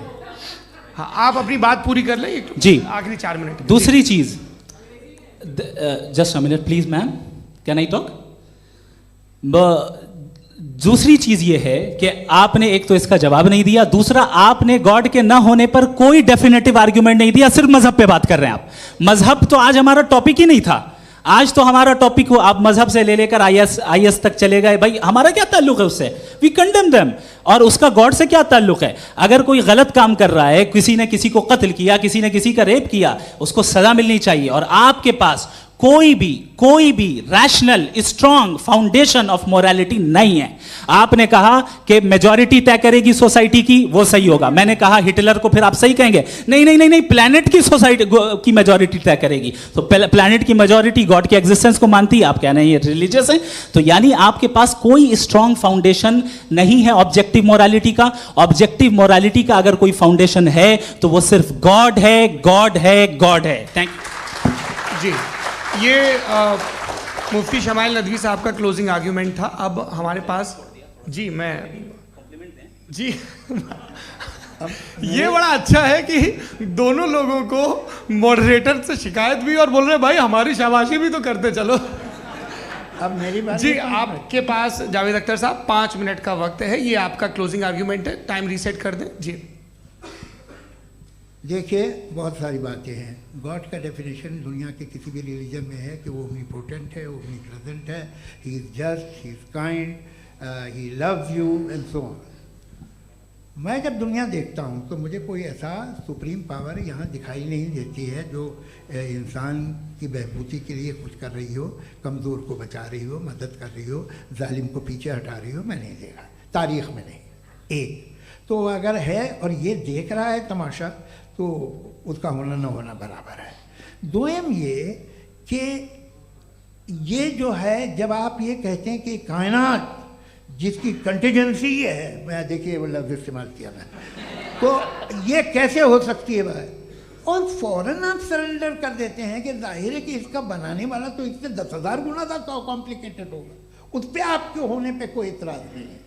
उसे वो टाइमलेस है, वो पहले से था, टाइम तो बहुत बाद में आया। ये सब आप मानने को तैयार है जिसका आपके पास कोई सबूत नहीं, आपके पास कोई रीज़न नहीं है। आपकी तारीख क्या है मज़हबों की? बिलीफ की, जो खुदाओं का बिलीफ है, ये कॉन्स्टेंटली गलत साबित होता रहा है। मतलब आप कहें कि अरिस्टोटल के ज़माने में तो सब जाहिल थे, वो भी इतने ही यकीन से खुदा पे यकीन रखते थे, जो अब नहीं रहा। ये भी नहीं रहेगा, आप लिख लीजिए। और इसके आसार आपको दुनिया में दिखाई देना शुरू हो चुके हैं। ये बहस क्या आज से 100 साल पहले इस तरह हो सकती थी? यहाँ तक तो आपको हम ले आए हैं। तो सर अरे इनको मदद की ज़रूरत नहीं भाई, ये सेल्फ सफिशिएंट आदमी है, आप क्यों इनकी मदद कर रहे हैं? Sir please. तो ये जो है तमाम बातें अपनी जगह हैं। ये एक पैकेज है। आप अकेले, कोई आदमी ऐसा नहीं जो सिर्फ गॉड को मानता हो। उसके साथ बहुत पैराफर्नेलिया आता है, अलग अलग पैराफर्नेलिया आते हैं। They have always created chaos in the society. मैं तो आपको सीधा ऑफर देता हूँ कि दुनिया में 10 इम्पॉर्टेंट बिलीव्स हैं। आप एक मानते हैं, 9 नहीं मानते, 9 में आप एथियस्ट हैं, 9 को आप बिल्कुल रीजनेबली मेरी तरह देखते हैं।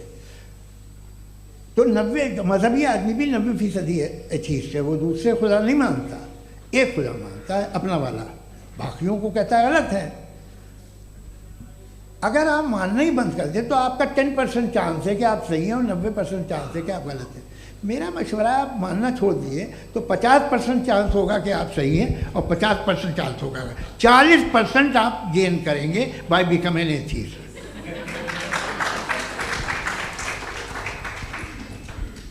ये एक फरसूदा ख्याल है, ये ख़त्म हो रहा है। हो सकता है मेरी ज़िंदगी में ना हो, लेकिन ये हो जाएगा। जो बातें ये इनको आप मेटाफिज़िकल ये वो ऐसे रिस्पेक्टेबल टर्म दे दिए, ये तो उन लोग के हैं जिन्हें ना फिज़िक्स मालूम थी ना मेटा मालूम था, ये उन्होंने आपको दिए हैं। जी बहुत शुक्रिया आप दोनों लोगों का। और अब इस बातचीत का आखिरी राउंड शुरू होगा, डज गॉड एग्जिस्ट की ये बहस मुफ्ती शमाइल नदवी और जावेद अख्तर साहब के बीच। आप लोग अपने अपने हाथ ऊपर करेंगे, मैं यहाँ से तय करूँगा। और माइक हमारे पास है क्या? एक ही माइक है ऑडियंस के लिए? 2 माइक है, एक इस तरफ एक इस तरफ, ठीक है। तो जी सबसे पहले हमारी सहयोगी हैं मारिया शकील जी, पूछिए सवाल। थोड़ा सा रुकेंगे ताकि कैमरे का फ्रेम आप पर आ जाए, आपकी तो प्रैक्टिस है टीवी की। जी नदवी साहब, मैं खुदा को मानती हूँ, पहले मैं इसी प्रमाइस से शुरू कर रही हूँ और ये बता रही हूँ आपको, मैं मानती हूँ। लेकिन कुछ सवाल हैं जो जावेद साहब ने उठाया, उसका जवाब आपको देना चाहिए।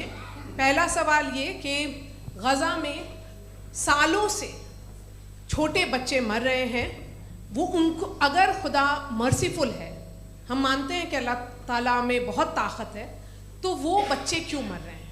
दूसरी बात ये कि अगर कंटिजेंसी की जो आप बात करते हैं, पूरे मुस्लिम ममालिक मिल करके भी उन गज़ा के बच्चों को क्यों नहीं बचा पा रहे हैं? क्योंकि अगर वो चाहते, क्योंकि अल्लाह ताला उन पर हुकूमत करते हैं, सब पर हुकूमत करते हैं, तो वो उनको क्यों नहीं बचा? जी थैंक यू वेरी मच। बहुत अच्छा किया आपने इस चीज़ को जिक्र कर दिया, मैं इसको और अच्छे से एक्सप्लेन करने की कोशिश करता हूँ। देखें, जहाँ तक आपने कहा कि गज़ा के बच्चों को मारा जा रहा है, देखें 2 वर्ल्ड व्यू है, एक एथीस्टिक वर्ल्ड व्यू, एक थीस्टिक वर्ल्ड व्यू है। बच्चे मर रहे हैं दोनों वर्ल्ड व्यू में, लेकिन हमारा वर्ल्ड व्यू कह रहा है कि रिकॉम्पेंस है, ये कह रहे हैं कि उनका मरना बेकार जाने वाला है, कोई उसका रिकॉम्पेंस नहीं है, चूंकि इनके यहाँ आखिरत और अल्लाह का कोई तसव्वुर या गॉड का कोई तसव्वुर नहीं है। आपने ये सवाल किया कि गॉड मर्सीफुल है, क्यों नहीं रोकता? ये मैंने बताया कि ये मिसकंसेप्शन है लोगों के दरमियान कि गॉड को सिर्फ मर्सीफुल और ओमनीपोटेंट समझते हैं। गॉड के सिर्फ यही 2 एट्रीब्यूट्स नहीं हैं, गॉड के कई सारे एट्रीब्यूट्स हैं, उनमें से अल हकीम भी है, उनमें से ऑल वाइज भी है, ऑल नोइंग भी है। लिहाजा अगर इस दुनिया में किसी को तकलीफ आ रही है और गॉड उसको नहीं रोक रहा है, वो इसलिए नहीं रोक रहा है चूंकि इंसानों को फ्री विल दिया गया है। ठीक इसी तरीके से अगर एक डॉक्टर किसी छोटे बच्चे को इंजेक्शन लगा रहा है, उसे तकलीफ पहुंच रही है, उसके लिमिटेड पर्सपेक्टिव के एतबार से ये गलत हो रहा है और डॉक्टर बुरा है। लेकिन जब आप ब्रॉडर पिक्चर को देखेंगी, आपके और हमारे पास सिर्फ एक पिक्सल है, हमें इतना नजर आ रहा है कि गज़ा में कत्ल हो रहा है, लेकिन इसके पीछे कितना रिकॉम्पेंस उनको मिलने वाला है, पूरा पिक्चर गॉड के पास है। तो एक पिक्सल से आप पूरे पिक्चर को कभी भी जज नहीं कर सकती। आप इसमें कुछ जोड़ना चाहेंगे? आपको कुछ बोलना है इसमें? भैया आपने बहुत अच्छा जस्टिफिकेशन दिया, या आप वो जो वहाँ के प्राइम मिनिस्टर इजराइल के उन्हें भेजिए, वो बहुत खुश होंगे। आप जस्टिफिकेशन दे देना कि अगर गॉड नहीं है तो बच्चे क्यों मर रहे हैं, आप बताएं। वो ये सवाल पूछ रहे हैं कि अगर आप ईश्वर का अस्तित्व नहीं मानते हैं तो उन बच्चों की मौत को आप कैसे इंटरप्रेट करते हैं? भाई ये दुनिया जो है, जो ताकतवर लोग होते हैं वो एक नाइंसाफ़ी करते हैं। तो ये अच्छा काम है, आपके नज़दीक तो नेचर नाइंसाफ़ी पे मबनी है। अरे मेरे भाई, आप नेचर की कहाँ बात कर रहे हैं, तो इंसान की बात। तो फिर जब मैं इंसान की बात कर रहा था, आप नेचर की बात करने लग गए। क्रॉस एग्जामिनेशन नहीं। हाँ, अब आप मुझे बोलने नहीं देंगे तो अलग बात है, आप बोलिए, मुझे कोई जल्दी नहीं। जी नहीं, ये क्रॉस एग्जामिनेशन बोल तो लेने दीजिए। जी बोलिए। क्या बात ये है कि ह्यूमन सोसाइटी तभी साथ में रह सकती है जब वो मोहब्बत से, एकता से, एक दूसरे के एहतराम करके रहे। इसके अलावा पॉसिबल नहीं है, अकेले तो इंसान रह नहीं सकता। वहाँ पर कुछ लोग हैं जो फाउल करते हैं, वो फाउल हमेशा से तारीख में होता आया है। आज ये हो रहा है, जो हो रहा है बहुत बुरा हो रहा है, बहुत जालिमाना है, बहुत जाबराना है। उसको आप कहें कि ये बच्चों को कॉम्पनसेशन मिल जाएगा या इसकी इंजेक्शन है, इंजेक्शन तो हेल्थ के लिए दिया जाता है। आप ये कह रहे हैं कि ये बच्चों की जो धज्जियां उड़ रही हैं ये इंजेक्शन है, ये टेस्ट है, ये टेस्ट है, और उस टेस्ट में उनको ऐसा रिकॉम्पेंस मिलेगा जो आपके तसव्वुर के बाहर है। ये आप 3 बरस के बच्चे को बारूद से उड़ा के टेस्ट ले रहे हैं। वाह, वो नहीं ले रहा है, खुदा नहीं उड़ा रहा है, इजराइल उड़ा रहा है। जी, ये तो उसको कंडेम करें। अगला सवाल लेते हैं प्रोफेसर पुरुषोत्तम अग्रवाल। मुफ्ती साहब, एक निवेदन आपसे है कि कम से कम थोड़ा सा माइक क्लोज एक रिलीजियस और फिलोसफिकल कर मैं प्लीज। एक रिलीजियस और फिलोसफिकल ट्रेडिशन है जो ब्रह्मांड को यानी यूनिवर्स को ही अंतिम मानती है। सर्वम खलु इदम ब्रह्मम, this is Chandogya Upanishad, and it completely rules out the existence और नेसेसिटी, आपके शब्दों में necessity of a creator, the creation itself is the creator. तो एक मिनट प्लीज। दूसरा जो सवाल आपने अभी जो आप बार बार कह रहे हैं कि भगवान विद्वान भी है, वाइज, सब जानने वाला, तो अगर विजडम में दुनिया भर के पापों और अत्याचारों को बर्दाश्त करना शामिल है, तो फिर इसका मतलब ये हुआ कि अगर मैं फ्री विल से उसको अपोज करता हूं तो ईश्वर की विजडम और मेरी फ्री विल में कॉन्ट्राडिक्शन है। Because when I am opposing whatever is happening in Gaza, then I am opposing the god's will और गॉड्स विजडम। जवाब लेते हैं क्योंकि तो गॉड की विजडम, एक मिनट सर प्लीज सर, ये एक जुमला, गॉड की विजडम है कि गाजा में जो कुछ हो रहा है वो हो रहा है, मैं उसका अपोज कर रहा हूं, तो मैं गॉड की विजडम के खिलाफ जा रहा हूं। एक सवाल।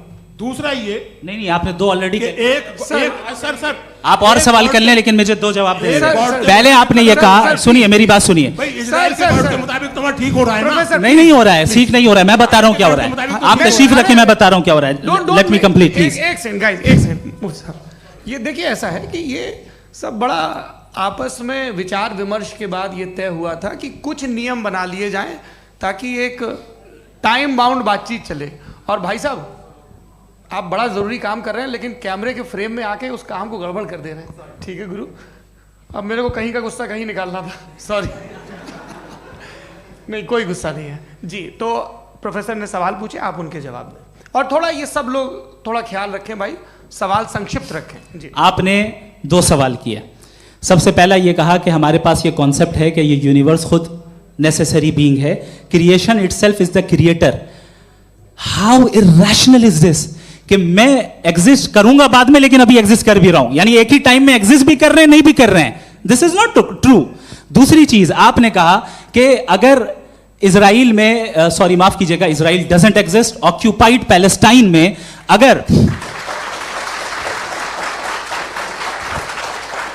अगर ऑक्यूपाइड पैलेस्टाइन में बच्चों को मारा जा रहा है फ्री विल की वजह से और गॉड नहीं रोक रहा, ये कॉन्ट्रडिक्शन है। ये बताइए कि एक एग्जाम में एक बच्चा गलत आंसर लिख रहा है, सुनिए, एग्जामिनर चाहे तो रोक सकता है, क्यों नहीं रोक रहा है? ये कॉन्ट्रडिक्शन है, ये कॉन्ट्रडिक्शन नहीं है।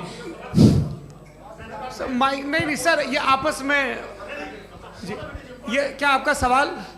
माइक दीजिए। फ्री विल दिया गया है टेस्ट के लिए, अकाउंटेबिलिटी के लिए। अगर फ्री विल नहीं होता तो आप कहते हैं हमें रोबोट बना दिया गया। नॉट मिसरिप्रेजेंट माय पोजीशन, आपकी जो भी पोजीशन, मैं अपनी फ्री विल के नाते, अपने ह्यूमन विजडम के नाते गाजा में हो रही अत्याचार का विरोध करता हूं। बिल्कुल करना चाहिए। आपके हिसाब से मैं गॉड की विजडम का विरोध कर रहा हूं? बिल्कुल नहीं, जो हो रहा है गॉड की, बिल्कुल भी नहीं, बिल्कुल भी नहीं।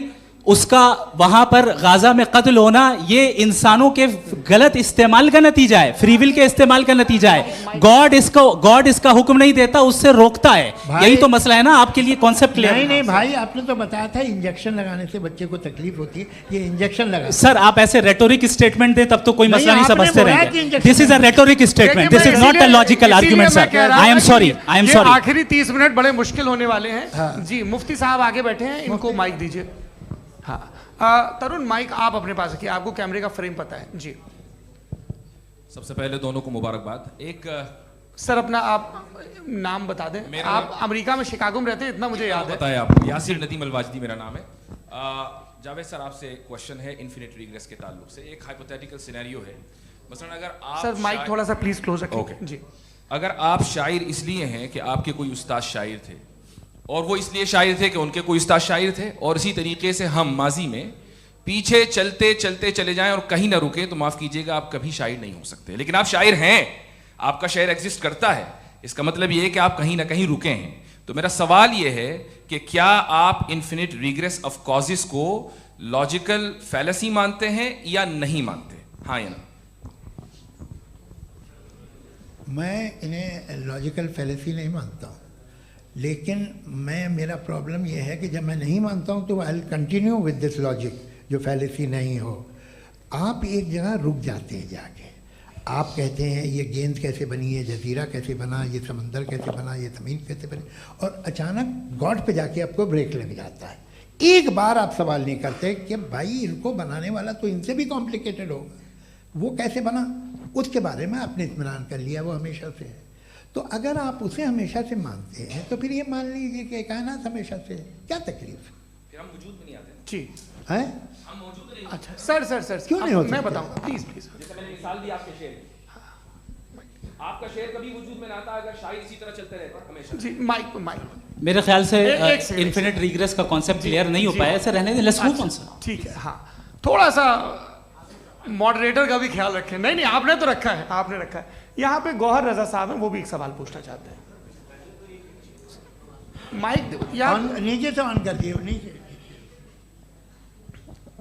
पहले तो ये कह दूं कि मैं उन बच्चों से शर्मिंदा हूं जिनको गज़ा में कत्ल किया गया, क्योंकि हमारे होते हुए कत्ल किया गया। लेकिन उससे ज़्यादा शर्मिंदगी इस बात से हुई कि मुझे लगा कि मुफ्ती साहब उसको जस्टिफाई कर रहे हैं। बिल्कुल भी नहीं, आप बहुत ही गलत, मुझे लगा मैं गलत हो सकता हूं, बिल्कुल गलत। मैं सवाल पूछ रहा हूं, सवाल मैं सवाल पूछ रहा हूं।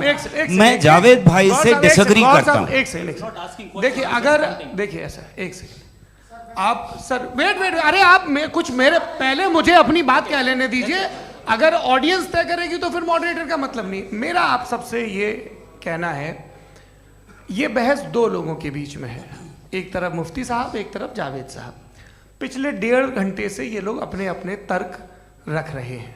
आपकी इनसे इत्तेफाकी हो सकती है, ना इत्तेफाकी हो सकती है। मेरे उस्ताद मुझे सिखा गए हैं कि मुखामुखम में असहमति की गुंजाइश बची रहनी चाहिए।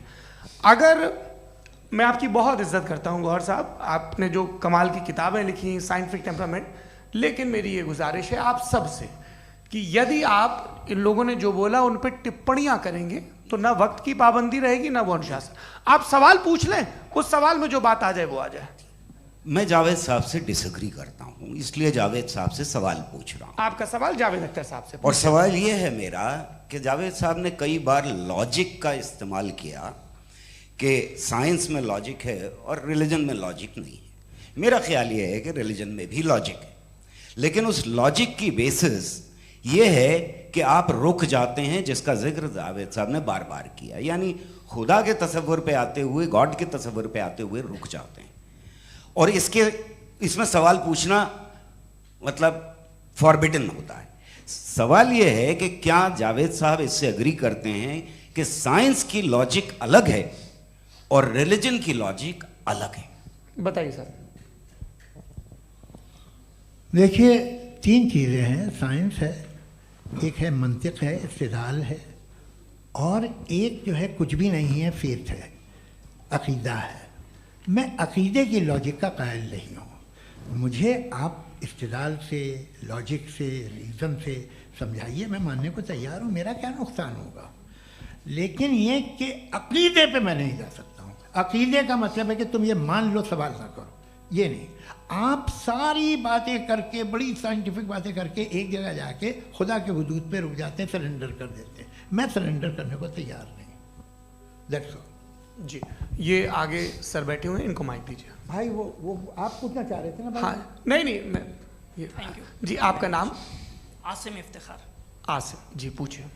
सर जावेद सर से सवाल है कि आपने अपने माइक थोड़ा करीब अपने क्लोजिंग स्टेटमेंट में ये बात कही थी कि मज़हब का जो फ्यूचर है वो ज़्यादा दिन नहीं जाने वाला है। लेकिन मैं देख पा रहा हूँ कि जो ऑक्सफोर्ड यूनिवर्सिटी की एक स्टडी है 2011 में हुई है, जिसके 50 एकेडमिशियंस ने इसको अंजाम दिया था, उसमें वो ये कहते हैं कि जो फेथ इन गॉड है वो इनबिल्ट है ह्यूमन नेचर के अंदर, जिसको हम कहते हैं फितरत के अंदर शामिल है वो। और वो ये कहते हैं कि अगर कोई ये समझता है कि मज़हब को वो ख़त्म कर देगा तो ये उसकी गलत फहमी है। तो आप इसके बारे में, इस स्टडीज़ के बारे में क्या कहते हैं? ठीक है, मैं उनसे एग्री नहीं करता हूँ। वो कौन से प्रोफेसर होंगे? ऐसा उनके पास डेटा है, इन्होंने डेटा के बेस होगा। डेटा क्या हो सकता है?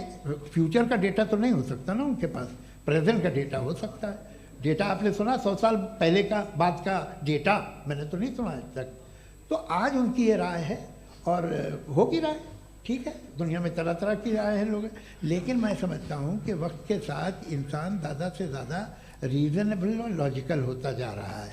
आज आप देखिए वेस्टर्न यूरोप में क्या परसेंटेज है नॉन बिलीवर्स की, बहुत हाई, वहाँ चर्च खाली पड़े होते हैं। तो अल्टीमेटली तो इंसान कोई ऐसी बात बहुत अरसे तक नहीं मान सकेगा, चाहे गलत या सही, जो उसे उसके दिमाग को, उसके जहन को, उसके लॉजिक को अपील न करे। वो कह रहे हैं तो ऑक्सफोर्ड के होंगे तो कैम्ब्रिज के होंगे, तो मुझे क्या लेना देना, उनका डेटा मुस्तकबिल का नहीं हो सकता है।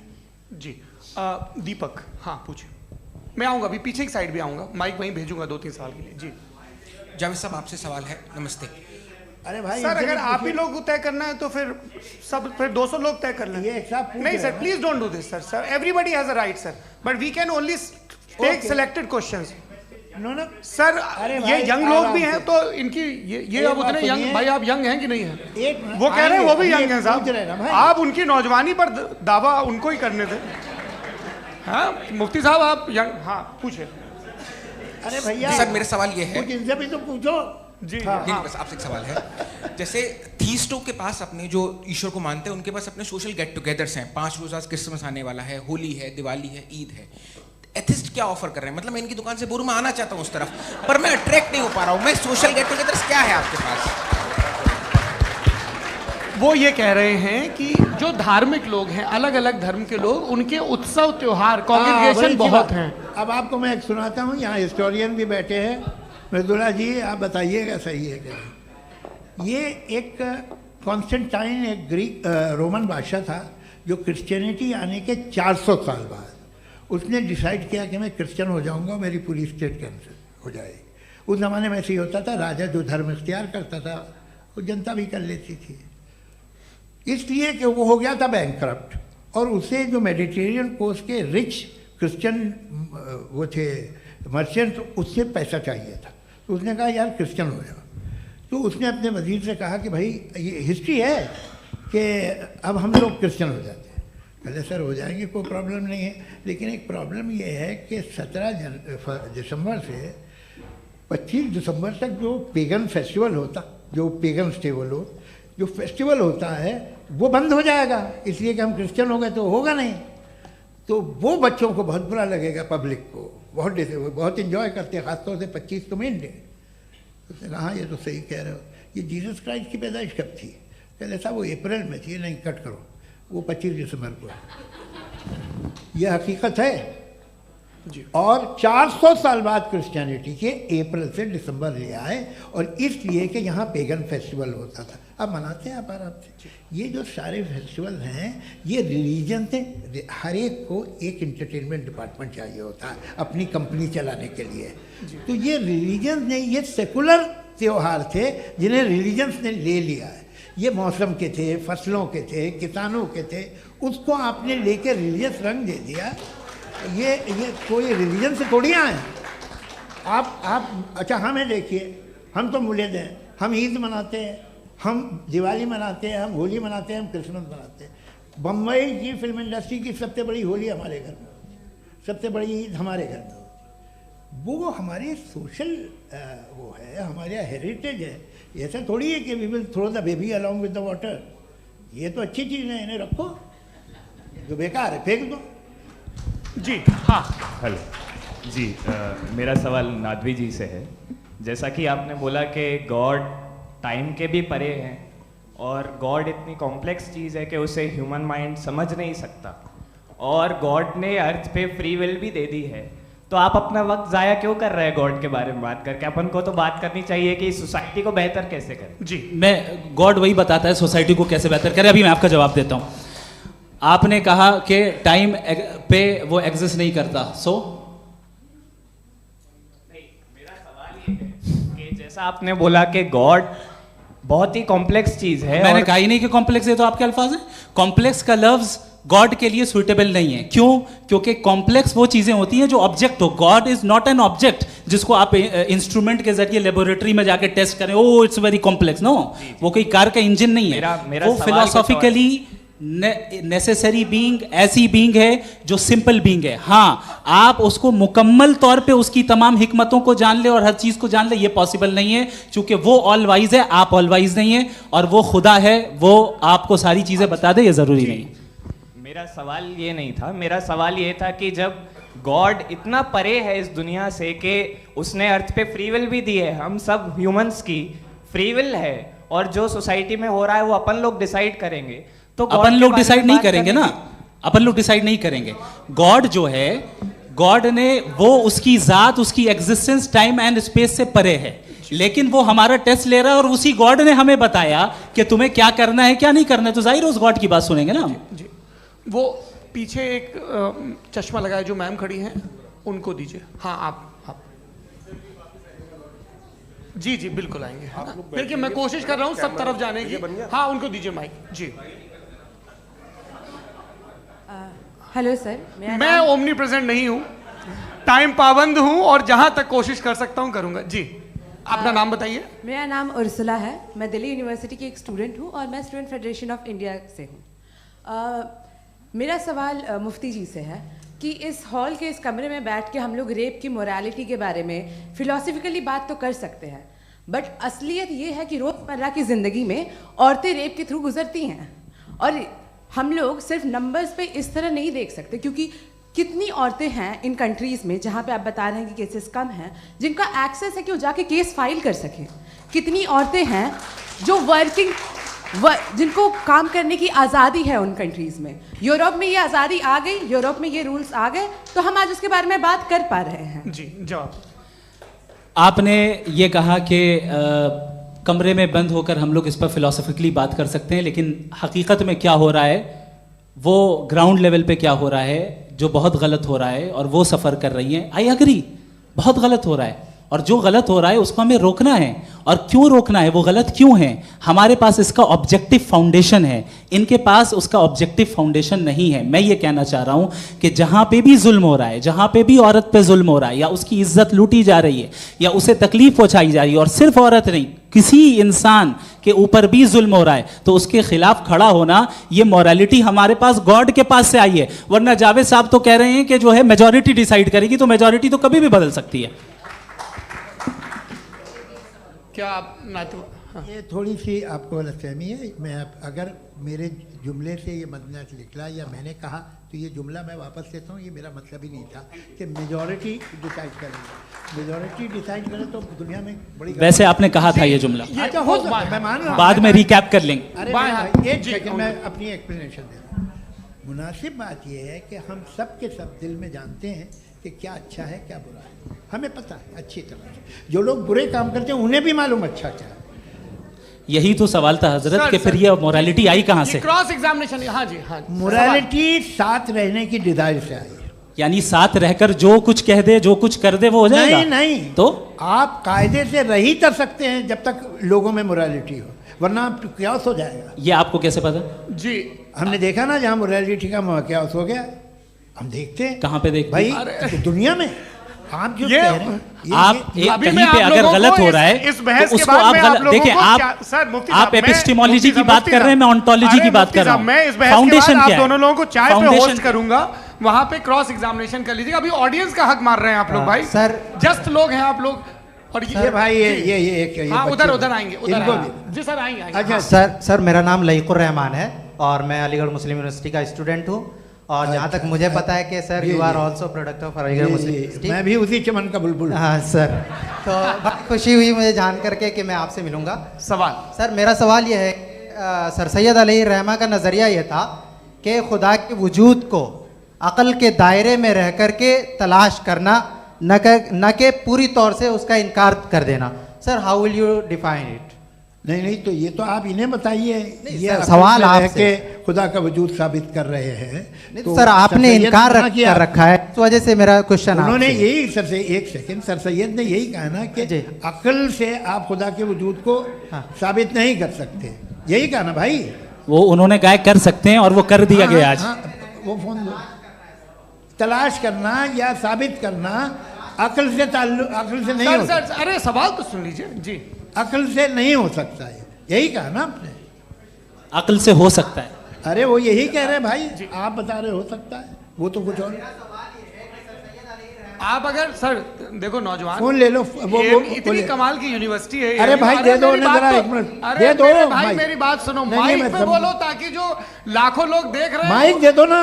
अरे देंगे ना माइक, तुम ठहरो तो। हाँ सर, मेरा सवाल ये था कि सर सैयद अलैहिर्रहमा का एक नज़रिया था अपना कि खुदा का जो वजूद है उसको अक़ल के दायरे में रह करके तलाश करना है, न कि पूरे तौर से इनकार कर देना है। ये उनका कॉन्सेप्ट था। लेकिन मेरा सवाल ये है कि आप इसको कैसे डिफाइन करते हैं, एक्सप्लेन कैसे करेंगे, मैं आपसे जानना चाहता हूँ, क्योंकि you are the product of Aligarh Muslim University. मुझे अक़ल के दायरे में रख के मैंने बहुत तलाश की, मुझे मिला नहीं। हाँ ये इधर वो चश्मा लगाएं जो, हाँ उनको दे दीजिए। जी जी फटाफट पूछिए, बस 5 मिनट है, 5 मिनट में खत्म हो रहा है। हाँ अस्सलाम वालेकुम मुफ्ती साहब, एंड मेरा सवाल जावेद अख्तर साहब से। क्या नाम है आपका? अरे भैया सब मुझे पूछ रहे हो। फैज पूछिए फैज साहब। तो मेरा सवाल ये है कि अभी जो एथियस्ट है वो problem of evil argument use कर रहे हैं अगेंस्ट मुस्लिम्स, राइट? कि इस दुनिया में इतना सारा ईविल है और अगेंस्ट मुस्लिम तो यहाँ अगेंस्ट थियस्ट। हाँ थोड़ा सा करेक्ट कर लीजिए भाई, पूरी मशक्कत ही इसी बात की थी कि किसी एक मजहब पे बात न टिके। जी, तो बेसिकली ये आर्ग्यूमेंट ऐसा है कि इस दुनिया में इतना ज़्यादा ईवल एग्जिस्ट करता है और अगर एक ऑल गुड गॉड है तो वो रोकता क्यों नहीं है?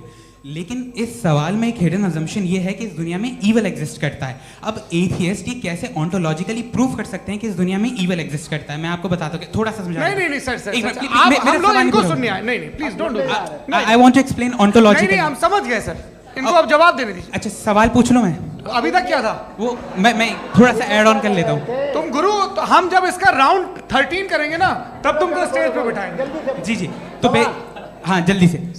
तो देखिए एथियज्म के हिसाब से सब कुछ रैंडमली बन गया है, सब कुछ एटम्स और मॉलिक्यूल्स है। एक पत्थर में और मुझ में सिर्फ इतना फर्क है कि हम लोग एटम्स और मॉलिक्यूल्स का अलग अलग रीअरेंजमेंट है। अब एक पत्थर को कोई इंसान तलवार से 2 टुकड़ों में काट दे या मुझे, according to atheism it is same, there is no evil and good according to atheism. जी अच्छा, फैज साहब का सवाल ये है कि हाँ कोशिश भी करते तो इससे गलत सवाल नहीं कर पाते। एक लाइफ फॉर्म है और लाइफ फॉर्म में फीलिंग्स हैं, मतलब लाइफ फॉर्म सुनता है, देखता है, टेस्ट कर सकता है, फील कर सकता है। तो उसकी जो ये जो क्वालिटी इस बबल में आ गई हैं वो जानवर में भी है, इंसान में भी है। तो जाहिर है कि उसे कोई तकलीफ पहुंचेगी, तो चूंकि उसके पास वो सेंसिटिविटी है तो मैं करेगा। पत्थर में वो सेंसिटिविटी नहीं है। तो ये क्या सवाल हुआ कि अगर पत्थर को काटा तो पत्थर को तकलीफ नहीं होती, तो आपको काटे तो आपको क्यों तकलीफ हो? बैठ जाइए। जी हाँ अगला सवाल। हाँ पूछे जी जावेद अख्तर साहब।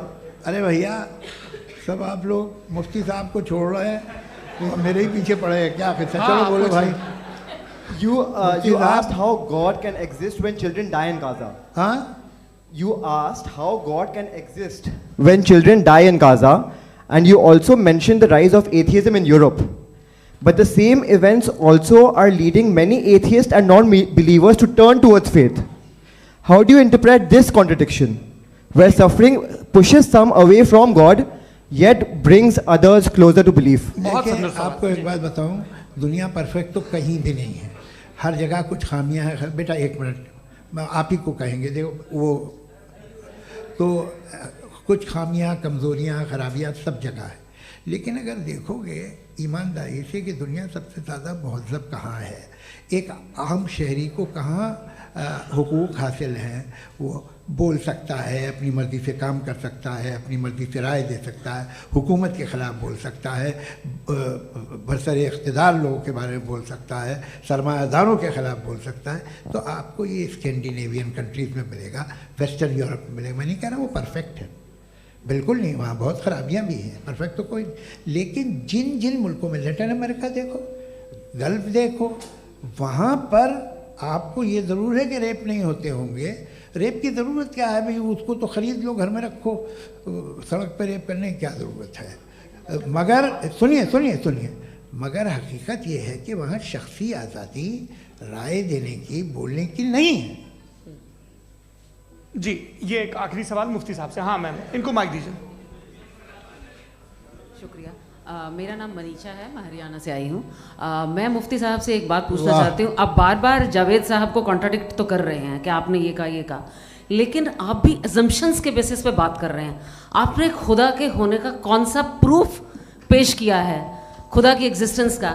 अब इस सवाल को अलग रहने दीजिए, कौन एथीस्ट है कौन नहीं है। और दूसरी बात जो आपने एक छोटी सी कही थी कि ये फ्री विल का इस्तेमाल करता है इंसान अपनी, लेकिन इस फ्री विल का इस्तेमाल में मतलब खुदा ने ये दे दी सबको ये इजाज़त कि वो कितना घिनौनापन और कितने ज़्यादा ख़राब से ख़राब तरीके इस्तेमाल कर सकता है। जवाब सुनते जी। आप फ्री विल को मानती है ना, या कहती है कि फ्री विल नहीं है ना? मानती है ना? तो अब आपके पास इसका कोई एक्सप्लेनेशन नहीं है कि अगर एक इंसान उस फ्री विल का इस्तेमाल करके गलत काम कर रहा है और बच के अच्छी ज़िंदगी गुजार के निकल जा रहा है, उसका कोई रिकम्पेंस नहीं है। हमारे वर्ल्ड व्यू में जो इंसान गलत काम कर रहा है उसको भी रिकम्पेंस यानी उसका बुरा बदला मिलना है, और जो सही काम कर रहा है उसको सही बदला मिलना है। लिहाजा जो फ्री विल है वो इस तरीके से है कि एक लिमिटेड टाइम तक खुदा ने मोहलत दी है। ऐसा ही नहीं कि छूट दे दी, जो करना है करते रहो हमेशा। वक्त आएगा जब एग्जाम का टाइम खत्म होगा तब रिजल्ट आएगा। दौराने एग्जाम जबरदस्ती आपको नहीं बताया जाएगा। अरे भाई एक सेकंड, जी एक सवाल मुफ्ती साहब से मेरा, मुफ्ती साहब से एक सवाल, रुक जाइए, आपसे फोन, आप इसके बाद आपसे माइक छीन चुका। बोलिए। मैं मुफ्ती साहब एक ही सवाल करता हूँ कि अगर जो हो रहा है फ्री विल से हो रहा है और एक दिन बरोज़ क़यामत इंसाफ होगा मैशर में वगैरह वगैरह, तो दुआ क्यों मांगते हैं लोग? दुआ मांगते हैं इसके मतलब है अभी भी उसने ये डिपार्टमेंट रखा है कि मैं रोज़मर्रा की ज़िंदगी में बिल्कुल बिल्कुल ही कैन। तो तुम कैन हो, तुम मुझे नौकरी दिला देते हो, मेरे बेटे को ग्रीन कार्ड दिला देते हो, और 45,000 बच्चे मरते उन्हें रोकते नहीं हो। नहीं तो क्या आप ये कह रहे हैं कि इस दुनिया में जालिमों को कभी पकड़ ही नहीं होती है? अरे जो भी पकड़ होगी वो बच्चे रोते हैं। बिल्कुल, देखें मैंने अपने ओपनिंग स्टेटमेंट में यही कहा था कि जनाब जावेद साहब सिर्फ इमोशनल आर्गुमेंट देंगे। This is an emotional argument. ये छोटे मोटे इसके पीछे का रीजन मैंने बताया क्या है, इसके पीछे का विजडम क्या है मैंने बताया। मंच से आप लोगों को सज्जनों इसलिए कह रहा हूं ताकि थोड़ा सा आपके कॉन्शियस पे जोर रहे कि आपको ऑर्डर बचा के रखना है। वक्त तय हुआ था, ये वक्त पूरा हुआ, आपने इतने धैर्यपूर्वक सुना, मैं आप सबका बहुत बहुत शुक्रगुजार हूं। यदि इन दोनों विद्वानों की इच्छा होगी तो कभी हम इस बातचीत का राउंड 2, राउंड 3, यही तो देखिए खूबी है इंसान की कि बहस मुबाहसे में वो पड़ा रहता है। आप लोगों ने बड़े धैर्य का परिचय दिया, बहुत बहुत शुक्रिया। इसी के साथ ये बातचीत यहाँ पे समाप्त होती है। आप लोग को मैं एक बात बता दूं, ये सारी बहस हो गई, अब मुफ्ती साहब और बड़े मुफ्ती साहब इन साथ के साथ मैं खाना खाने वाला हूँ।